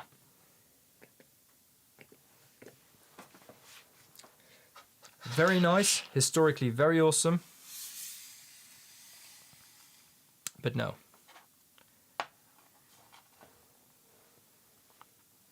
Yeah, I'm not going to do it. Like, even if I can, I think actually the buyer destroyed them when I said I didn't want them. I'm not sure. But I'm not going to do it. How much I love you guys and how much I want to share with you and things like that, I'm not going to take the risk. I'm not going to be the one responsible for anything like that. If you can't handle it safely, if you can, I trust you, but I'm still not going to do it.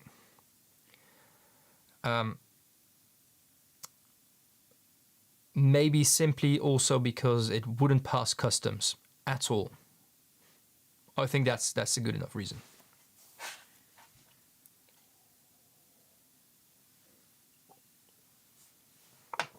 It's not like you can easily mask a radioactive substance through customs. No, the swatches are toxic as well. Basically, anything radioactive emits particles. It's not emitting radiation. It's not like a light. It emits particles that just penetrate your body and poison you from the inside. So you can put it in a lead box, for instance. Still, you have, if you're not a professional, you don't have enough control over it. Something that emits particles is going to do that in any form of shape. If you make glass out of it, if you make a paint out of it, it will emit a load of particles. You breathe it in, it's like, you know.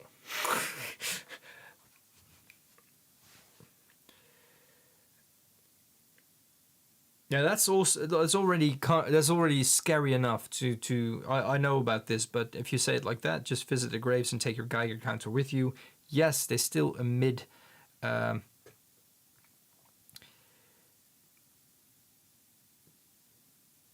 would say till eternity, but a long time.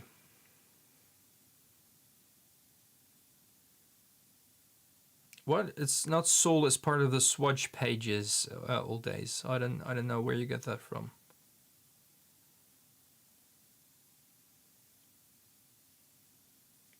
What are you referring to? I'm a bit worried right now, but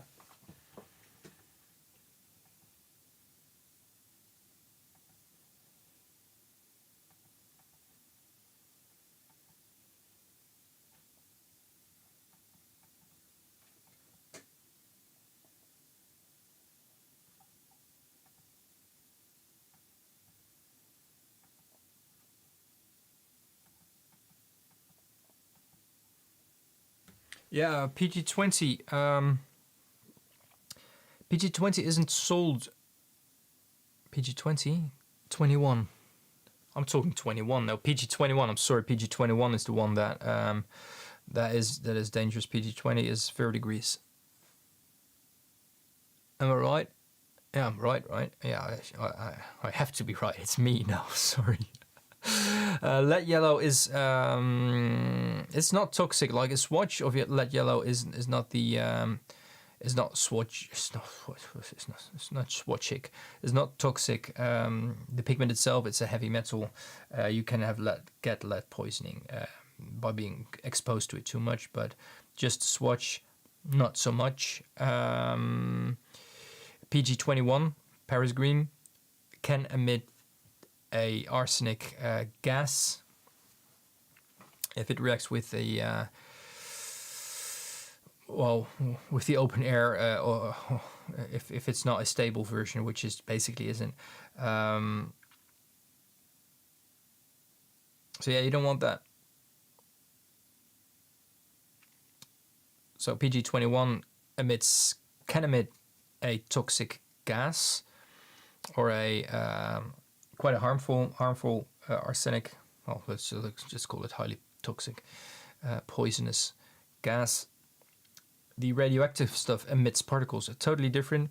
You shouldn't lick a swatch of lead yellow. Same with cinnabars, same with orpiment, mercury, lead, arsenic, any like heavy metal pigment. Don't lick them. Don't breathe them in. But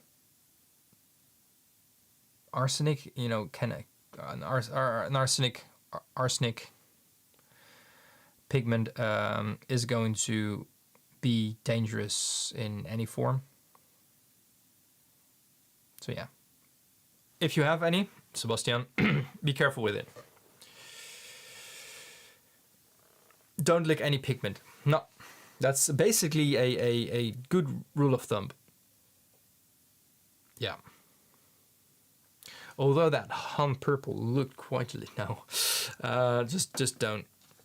You know, you can say this was just a sediment of a riverbed, like a very hard layer of riverbed rock, but it's basically dead creatures. So still, you don't want to lick it.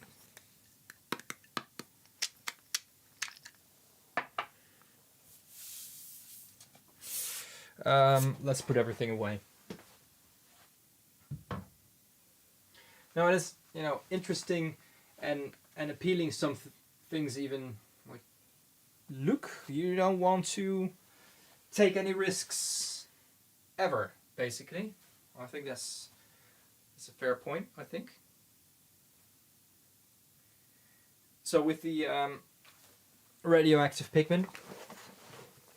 However historically awesome that is and looks, especially, you know, the old labels and the old glass and things like that, for me it's not about how it looks. My Paris green, I have a few versions. One is in a tin can, other one is in a paper bag with a rope, like that, so twisted rope thing to close it, like it's like an envelope. I have it in a glass jar, and it's all invisible because it's put somewhere safe. So yeah. What do I need to do? What do I need to do, Sebastian? Oh yeah, I've done that before. I've literally done that before. I can do it right now. I mean, like, whoo. And nothing actually does it. Or at least a lot. I think this is dark enough for you to be able to see. Can you see? You can see, yeah. So there's like nothing here that lights up except for the labels, but and it's not the glass that is blocking it.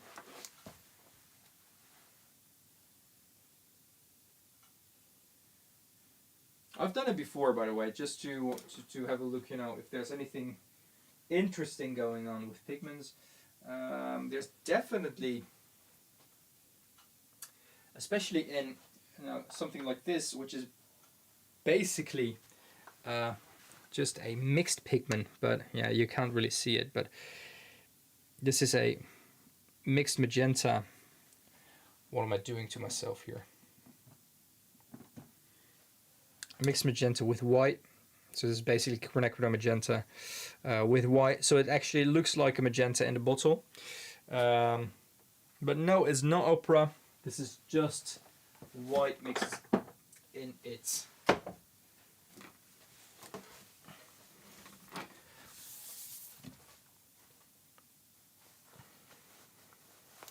Did I ever make paint from zinc sulfide? I think I have, yes.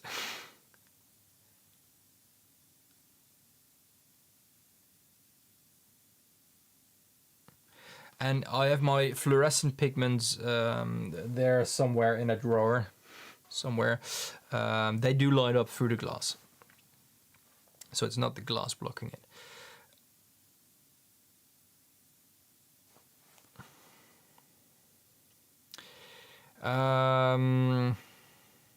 The only thing that remains of a fluorescent pigment all days is a pastel version of it. If you have fluorescent pink, you put it in daylight, you are left with a very fake pastel, maybe a little bit pinkish pigment, but probably everything will fade. Yeah. So basically a fluorescent pigment, what it does, it absorbs all wavelengths, and instead of I'm saying this completely wrong. Instead of that, it absorbs, wow, all wavelengths and just reflects one of them back. It reflects all of them back in a different way. But you have to look it up. I'm too tired to explain it. There's a logic in my head right now. But I will call it a day, guys. I've been live for almost 3 hours now, and I've already had a long day. I don't know if silver shines under UV light, and I think we're not going to find out this Wednesday, 27th of November anymore, because I think I will call it a day. Everyone, thank you so much for joining. Maybe I'm going online tomorrow. I'm not quite sure yet. If I do, it's going to be a spontaneous action. And I'm just going to make paint. But I'm going to take it easy, especially since, next week, the hospital visit for my shoulder. I don't want to make it any worse than it already is. Thanks, Sylvie, for just sticking around a little bit longer. Thank you for joining. Everyone else, thank you so much. Sebastian, again, thank you for your gifts. And I literally had this standing here. Didn't come to this live as well.